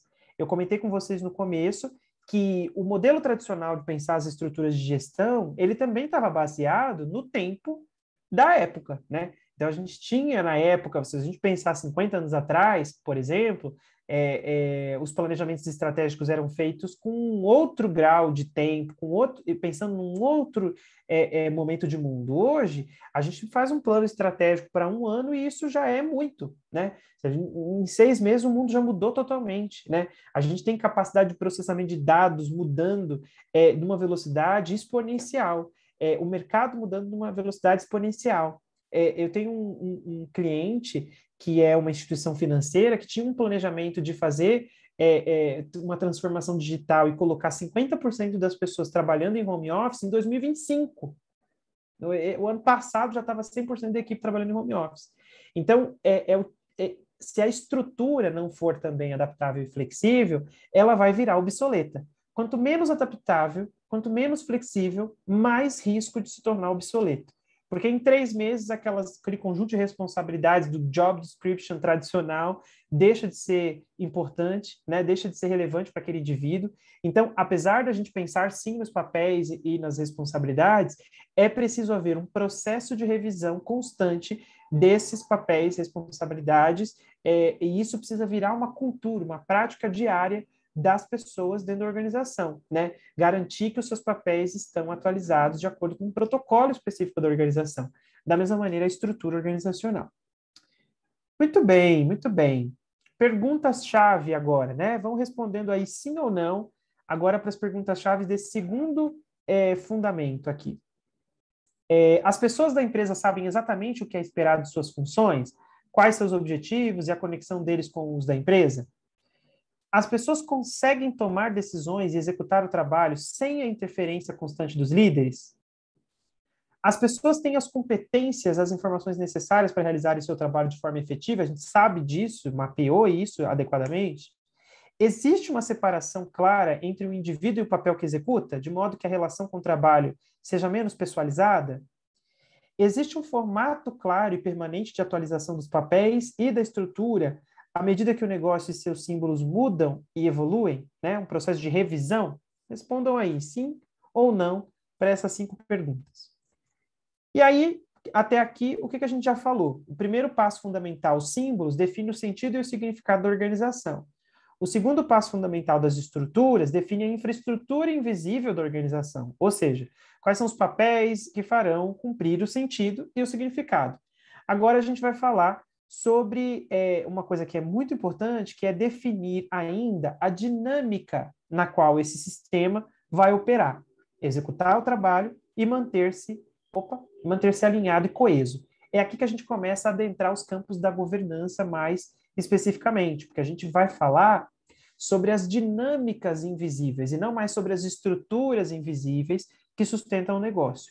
Então, as estruturas de gestão, elas vão também precisar criar essa clareza organizacional que a gente vem comentando, e a partir daí, evoluir continuamente para integrar os aprendizados mais recentes do time e se adaptar à realidade em contínua transformação.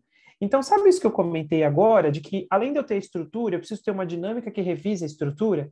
Então, vejam que é um processo meta-operacional, né? Então, uma coisa é eu ter a operação, outra coisa é eu pensar e repensar constantemente essa operação, né? Da mesma maneira, eu tenho a estrutura e eu repensar e pensar essa estrutura constantemente, revisá-la constantemente. Então, esse processo que garante a dinâmica entre esses elementos é o que a gente vai trazer aqui no terceiro passo fundamental, que é arquitetar as relações do negócio, né? Então, desenhar um conjunto de rituais que garanta essa coesão e essa integridade organizacionais. É um sistema que, além de manter a estrutura e as definições básicas do negócio atualizados, também cria um fluxo por onde as informações e as decisões irão transitar. A gente vai chamar esse passo fundamental de rituais. Coisas importantes sobre ele. Além das regras, a gente precisa também definir como é que o jogo vai ser jogado e onde as suas regras podem ser questionadas e podem ser mudadas. Então, quando a gente está vendo lá um jogo de futebol, por exemplo, a gente percebe que as regras existem quando elas são quebradas, né? E é uma coisa inconsciente, automática. Alguém fez ali, cometeu algum impedimento, alguma falta, automaticamente a regra sobe, ela vem à tona. No dia a dia do negócio, aliás, por que isso acontece quando a gente está vendo um jogo de futebol? Porque a gente introjetou com tanta profundidade aquelas regras que automaticamente a gente vê o sistema comprometendo o cumprimento delas. Mas existe um espaço fora do jogo, dentro de toda uma comissão, uma estrutura de governança do futebol, mundialmente falando, que é onde as regras podem ser mudadas, né? Como, por exemplo, a mudança, alguns anos atrás, de poder usar o vídeo para poder fazer essa reavaliação ali de um determinado lance. Então, você vai ter dentro da organização a necessidade de tanto pensar essas regras, quanto criar os espaços onde essas regras podem ser repensadas, revisadas e recriadas. Um dos ativos mais importantes do fluxo de informações de uma empresa é a tomada de decisão da liderança, que é um outro sistema invisível que precisa ser pensado. Ou seja, como é que eu garanto, vejam bem, que as decisões que são tomadas lá no nível societário ou no nível estratégico da organização se fluam pela empresa e se tornem ações no nível operacional. Por onde as decisões passam? Existem muitos níveis, poucos níveis? As pessoas são envolvidas diretamente ou indiretamente? São integrados esses níveis organizacionais? Uma coisa importante para pensar. A governança adequada, ela vai mitigar o risco da falta de conexão entre a decisão e a ação, né? Sabe aquela coisa do discurso e da prática diferentes? Então, a governança vai apoiar esse processo, diminuir o risco desse processo acontecer.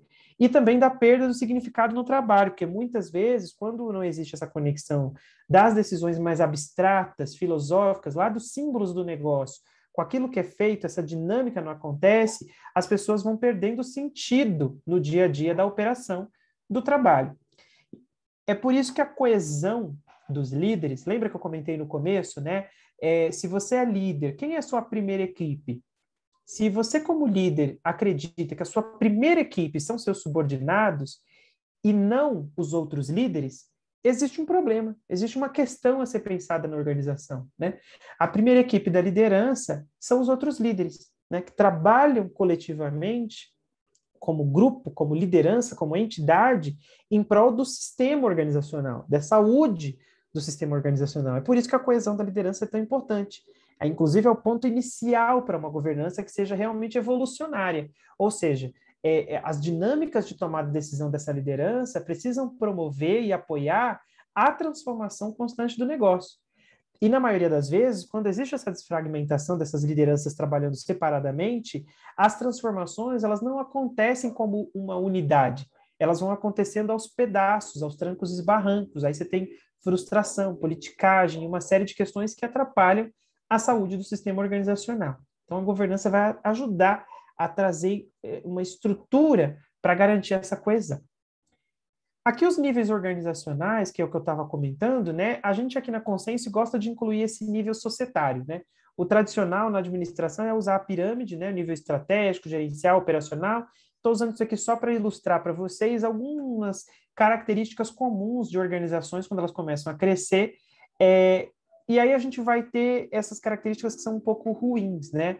A gente tem níveis de decisão do negócio com baixa ou sem nenhuma conexão e sem coesão, porque atuam isoladamente em prol do negócio. Então, quando existe um amadurecimento do negócio e você tem, por exemplo, um nível estratégico, um nível gerencial e um nível operacional, ainda existe o desafio de tornar esses níveis integrados. Na maioria das vezes, eles atuam isoladamente, né? Então, não existe uma conexão efetiva entre esses níveis.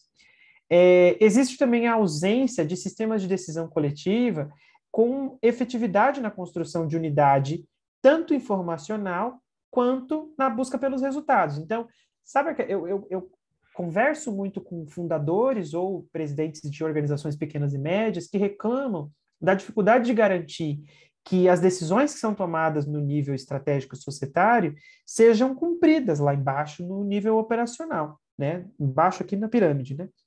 Então, essa desconexão, né, está relacionada a essa falta de unidade informacional.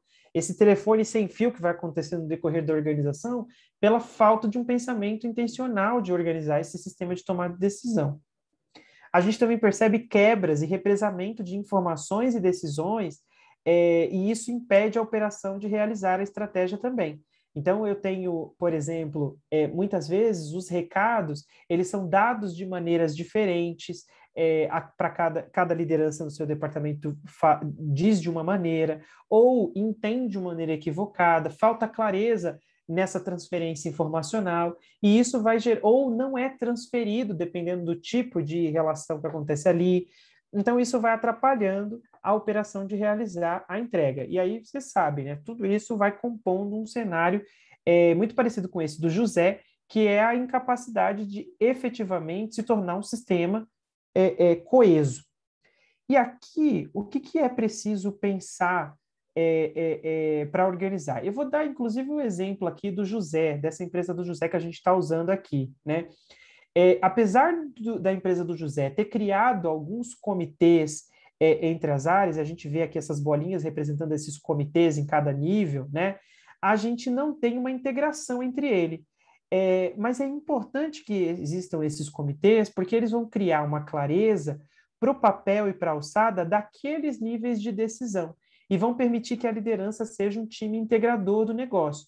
Só que para isso funcionar, é preciso integrar esses comitês, ou seja, criar um fluxo que garanta que o produto final de um comitê seja matéria-prima de outro comitê. Então, quando eu falo um comitê, eu estou falando, por exemplo, de um conselho de família, de um comitê de sócios, de um comitê de diretoria, um comitê de resultados, um comitê de planejamento estratégico, um comitê de tomada de decisão gerencial, uma reunião de equipe, uma reunião de aprendizado, uma reunião de feedback.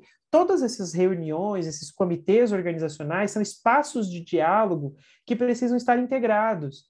E, inclusive, as datas precisam ser pensadas de uma maneira inteligente para garantir que essas informações fluam de um para o outro, né? Não dá para eu ter uma reunião de diretoria que vai definir ações baseada em resultado sem ter o resultado do mês pronto. Então, eu preciso ir pensar numa maneira de arquitetar esses fluxos de diálogo dentro da organização, né? E esse fluxo vai melhorar o desempenho das equipes, ao passo que inclui essas equipes no processo decisório. Então, isso diminui essas distâncias entre as equipes operacionais e os níveis societário e estratégico. Conectar esses núcleos decisórios por meio de técnicas integrativas apoia a construção de integridade e também a adaptação constante da governança. Veja, olha que interessante, a partir de uma criação, de um modelo, de uma estrutura de governança baseada em comitês, tecnologia e técnicas integrativas, eu começo a criar um comportamento entre as lideranças mais coeso e mais integrado.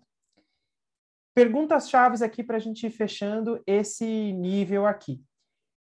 A equipe operacional entende o significado e executa exatamente o que foi definido anteriormente pelos executivos? A liderança interage entre si, colaborando e decidindo de forma amigável e eficiente sobre os temas? A liderança se entende como um time a ponto de priorizar os assuntos e desafios dos outros líderes em detrimento dos das suas áreas? Os sistemas de gestão conseguem garantir a unidade organizacional e eliminar o máximo de desfragmentação entre as áreas?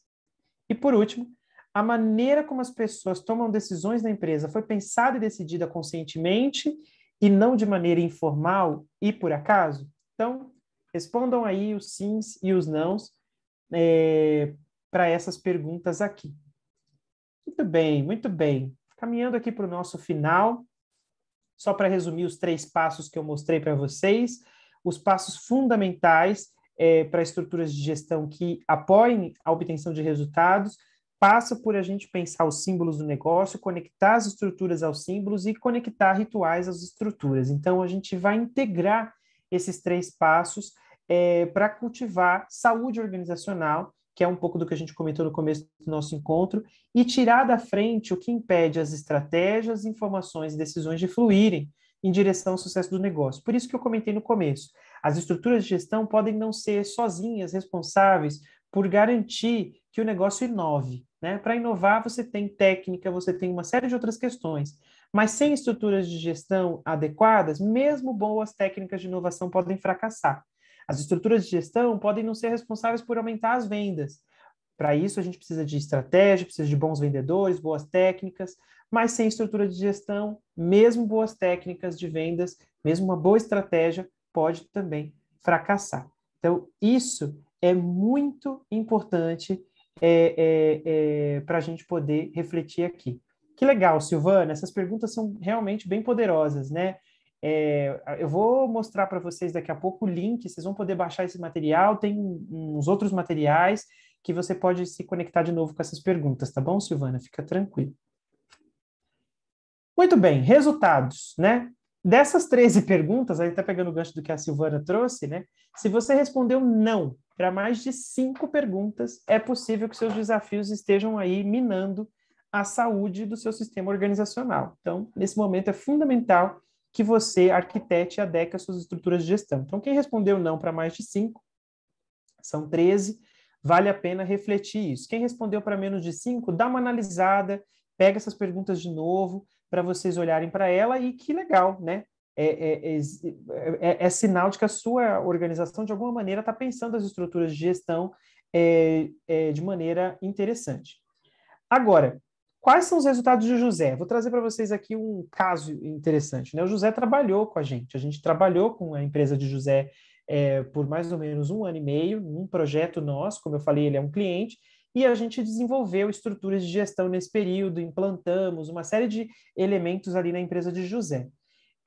Depois de quase 2 anos de trabalho, o José percebeu um saving de quase 100% do salário do CEO no primeiro ano. Isso aqui é interessante porque a gente faz um cálculo do quanto que a centralização no CEO de uma pequena empresa custa para o negócio, né? E a gente começa a perceber que isso foi um saving ali para o CEO naquela empresa. O desnível de função que a gente calculou, qual era o grau de desnível entre o que era esperado de um indivíduo e o que ele fazia, ele caiu de 25% para 10% também no primeiro ano, quando ele começou a trabalhar as estruturas de gestão. E olha que interessante, lembra que eu comentei que os 2 anos foram de crescimento menor, né? Eles tiveram um crescimento menor, ele voltou a crescer 1 ano após o início da implantação. Os resultados cresceram 13% e 2 anos depois, 37% aumento do faturamento dessa organização. Então, é muito interessante a gente perceber que, apesar das estruturas de gestão não estarem ligadas diretamente a resultados financeiros, a gente começa a trazer resultados financeiros sim, porque o negócio fica mais saudável e isso é contexto para que as questões de inteligência organizacional funcionem, como eu comentei no início. Quais são outros resultados possíveis, né, que as estruturas de gestão podem trazer? Aumento dos índices de satisfação do cliente e de engajamento da equipe, melhoria nos índices de absenteísmo, de turnover, de improdutividade, diminuição de acidentes e afastamentos médicos. Isso é muito interessante, porque a gente já tem pesquisas do Instituto Gallup que vão trazer como empresas que têm elementos de governança bem estruturados, que trazem e eliminam o maior grau de ambiguidade dentro da organização, diminui também os acidentes e afastamentos, porque as pessoas passam a interagir com o trabalho de uma maneira mais equilibrada também. Diminui a politicagem e cria uma cultura de mais transparência. Elas trazem maior controle dos índices de sinistralidade e dos custos de saúde, aumentam o profissionalismo no processo de tomada de decisão e aumentam os resultados financeiros e de saving, né? A gente chama aqui de saving esse dinheiro que eu deixo de perder ou o custo da improdutividade. Então, a gente começa a ver que os resultados possíveis são muito, muito interessantes. Muito bem, pessoal. É isso, era sobre isso que eu queria comentar aqui com vocês. Esse era o nosso tema. Queria abrir aqui para alguém que queira perguntar alguma coisa, pode mandar pelo chat, fazer algum comentário. Enquanto isso, eu vou mandar para vocês no chat o link para que vocês possam fazer o download desses materiais que estão na tela. Além da apresentação, se vocês fizerem o download, vocês vão baixar um infográfico que a gente produziu aqui na Consense, que tem aquele conteúdo das fases dos recursos dos processos e fase dos valores no infográfico, para vocês calcularem o grau de maturidade da empresa de vocês. Também tem um guia que a gente produziu, que é um e-book, sobre esses 3 fundamentos de estruturas de gestão. Eu vou mandar para vocês. E, para quem quiser, eu estou disponibilizando também 30 minutos da minha agenda na próxima sexta-feira, no dia 8, na parte da tarde. Tem um link que eu estou mandando no chat aqui do Zoom também, para quem quiser reservar. Você vai entrar ali no sistema que a gente usa para reservas, igual está aqui na tela, tá vendo? É só selecionar o dia 8 de outubro, a mentoria aqui de 30 minutos, escolher um horário e a gente pode conversar sobre dúvidas, desafios que vocês estejam vivenciando na empresa de vocês, enfim, tudo isso. Deixa eu ler aqui os comentários enquanto bebo uma aguinha aqui. Obrigado, Mário. Obrigado, Patrícia. Obrigado, Alex. Obrigado, Bianca. Muito bom, pessoal. Então, quem quiser baixar os materiais ali, tá o link no chat. E também quem quiser reservar um tempinho aí para a gente conversar melhor, pode usar o sisteminha do Booking que eu coloquei aqui na tela. Suzana. Legal, ficou claro quanto a saúde organizacional é importante. Obrigada por instigar a todos para rever a organização sobre esses aspectos. Muito bom, Suzana. Obrigado também. E que bom que ficou aí esse elemento claro para vocês. Anderson, vou contribuir um pouco. Fala, Silvana. Estou aqui me segurando, me coçando na cadeira. Não se segure, não se segure. É maravilhoso, isso trouxe um conteúdo incrível, né? A gente está passando por um momento de transformação. Eu trabalho na empresa Ponto Mais, sou head de RH, nós somos uma empresa de controle de gestão de jornada de trabalho. Temos 17 mil clientes na nossa base e eu sou RH em uma empresa de RH, né? A gente trabalha muito para ter um time maduro, de alta performance. Eu estou há 4 anos na empresa, nós somos uma startup de 5 anos, tá? Então pensa, para ter 17 mil clientes na base, a gente já tem 210 colaboradores. Não é nem assim, é assim. É uma e a gente escala passa maluca. Nossa, muito mesmo. E a gente está exatamente nesse momento. Nós somos uma empresa com um excelente ambiente para se trabalhar, a gente tem várias certificações, vários prêmios, e a gente está muito nesse momento de alinhamento cultural, porque a empresa está crescendo, né? A gente precisa acelerar a performance, a gente vai dobrar de tamanho, faturamento no próximo ano, quantidade de clientes, e o sair da subjetividade é o maior desafio, e é uma coisa que eu falo muito para os nossos heads aqui, para os nossos gerentes, coordenadores, porque o nosso desafio é manter um alinhamento cultural, não ter a entropia. Eu costumo dizer, você trouxe uma linha muito legal da gestão humanizada, que as pessoas dizem, eu estou cobrando meta, estou cobrando resultado, estou dando feedback, e às vezes o time cobra, isso um dos nossos valores é paixão por pessoas. Isso não é paixão por pessoas, ou isso não é gestão humanizada. E o mindset tem que ser o contrário, né? Gente, enquanto eu estou aqui investindo em você, enquanto eu estou alinhando, estou puxando a tua performance, eu estou te acelerando, eu estou te desenvolvendo como pessoa e como profissional, isso é o foco, né? Isso é desenvolvimento e crescimento. E a gente teve uma transformação cultural fundamental aí nos últimos 6, 9 meses, quando a gente começou a quantificar isso para as pessoas, que as nossas notas de avaliação do time, a gente faz NPS mensal e uma avaliação trimestral da liderança, os nossos números cresceram muito, porque tudo isso que você trouxe, eu vejo o quanto está alinhado à comunicação, né? E você trouxe um exemplo muito legal do cargo, né? E a pessoa sabe que é isso. E até mesmo as práticas organizacionais para a sustentabilidade do negócio, para que o crescimento seja sustentável, para que o desenvolvimento seja sustentável, tem que ser claro. E às vezes tem que fazer parte do alinhamento para as pessoas, que é o desenvolvimento funciona assim, né? A alta performance funciona assim. E eu vou te cobrar dessa forma, porque senão a empresa não evolui, as pessoas não evoluem. E acho que um papel, né, foi incrível, de verdade, o teu conteúdo, mas acho que é algo que é muito importante e também é fundamental, é que a gente deixe isso claro para as pessoas. Por que eu estou fazendo? Como que eu vou fazer? Porque senão a gente puxa, briga pelo resultado, briga pelo foco na solução, e as pessoas, poxa vida, né? Por que isso? Então, esse alinhamento cultural, eu vejo como isso é importante, para que a cultura realmente seja sólida. E, nossa, obrigada por compartilhar tua visão, teu conhecimento, tudo que você traz é muito coerente, né? Acho que o pessoal que está aqui compartilha, a gente está em um momento que tem tanto conteúdo que a gente tem que filtrar. Às vezes eu entro nos conteúdos e falo, não faz sentido, né? E a gente tem que filtrar os conteúdos. Você trouxe algo de verdade, muito rico. Foi um prazer te conhecer, ouvir um pouquinho de você e obrigada, de verdade. Fico feliz, Silvana. Muito obrigado, muito obrigado. E também por compartilhar, é muito legal da gente ouvir casos, né? Esse é um processo muito natural, né? Do crescimento de um negócio, da escala e da necessidade de cuidar da saúde, né? E é um paralelo muito legal, né? Essa coisa da saúde, né? A gente pode crescer, expandir, mas a gente precisa cuidar da saúde, é ela que dá contexto, é ela que sustenta, né? Então essas coisas acabam, quando não tem saúde, é como se eu tivesse construindo tudo isso na areia, né? Então, o fundamento não vem. Então, muito obrigado.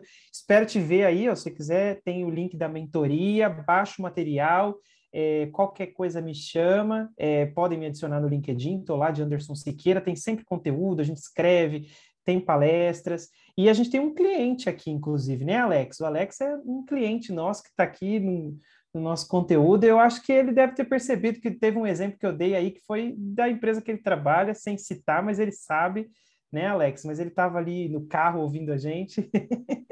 Com certeza. Né, Alex? A gente se encaixava várias vezes nesse, esse exemplo, se não era, mas serviu. É isso aí, né? Gente, quero muito agradecer vocês. Eu estou gravando esse nosso encontro de hoje. Ele vai estar disponível em breve. Eu vou mandar por e-mail de vocês. E eu espero que tenha sido realmente efetivo para vocês. Uma ótima noite para vocês, um restinho de semana. E a gente se vê numa próxima oportunidade. Um abraço para vocês. Boa noite. Valeu, boa noite, pessoal. Obrigado. Obrigada, boa noite. Passa pra gente, o pessoal todo aí, se quiser passar, obviamente, mas não te achei no LinkedIn. Coloquei. Não, peraí, deixa eu te mandar o link. Apareceram aqui alguns Andersons. Que esse nome não é nem um pouco isolado, né? Abre o jogo aí, você tá fake aí, hein?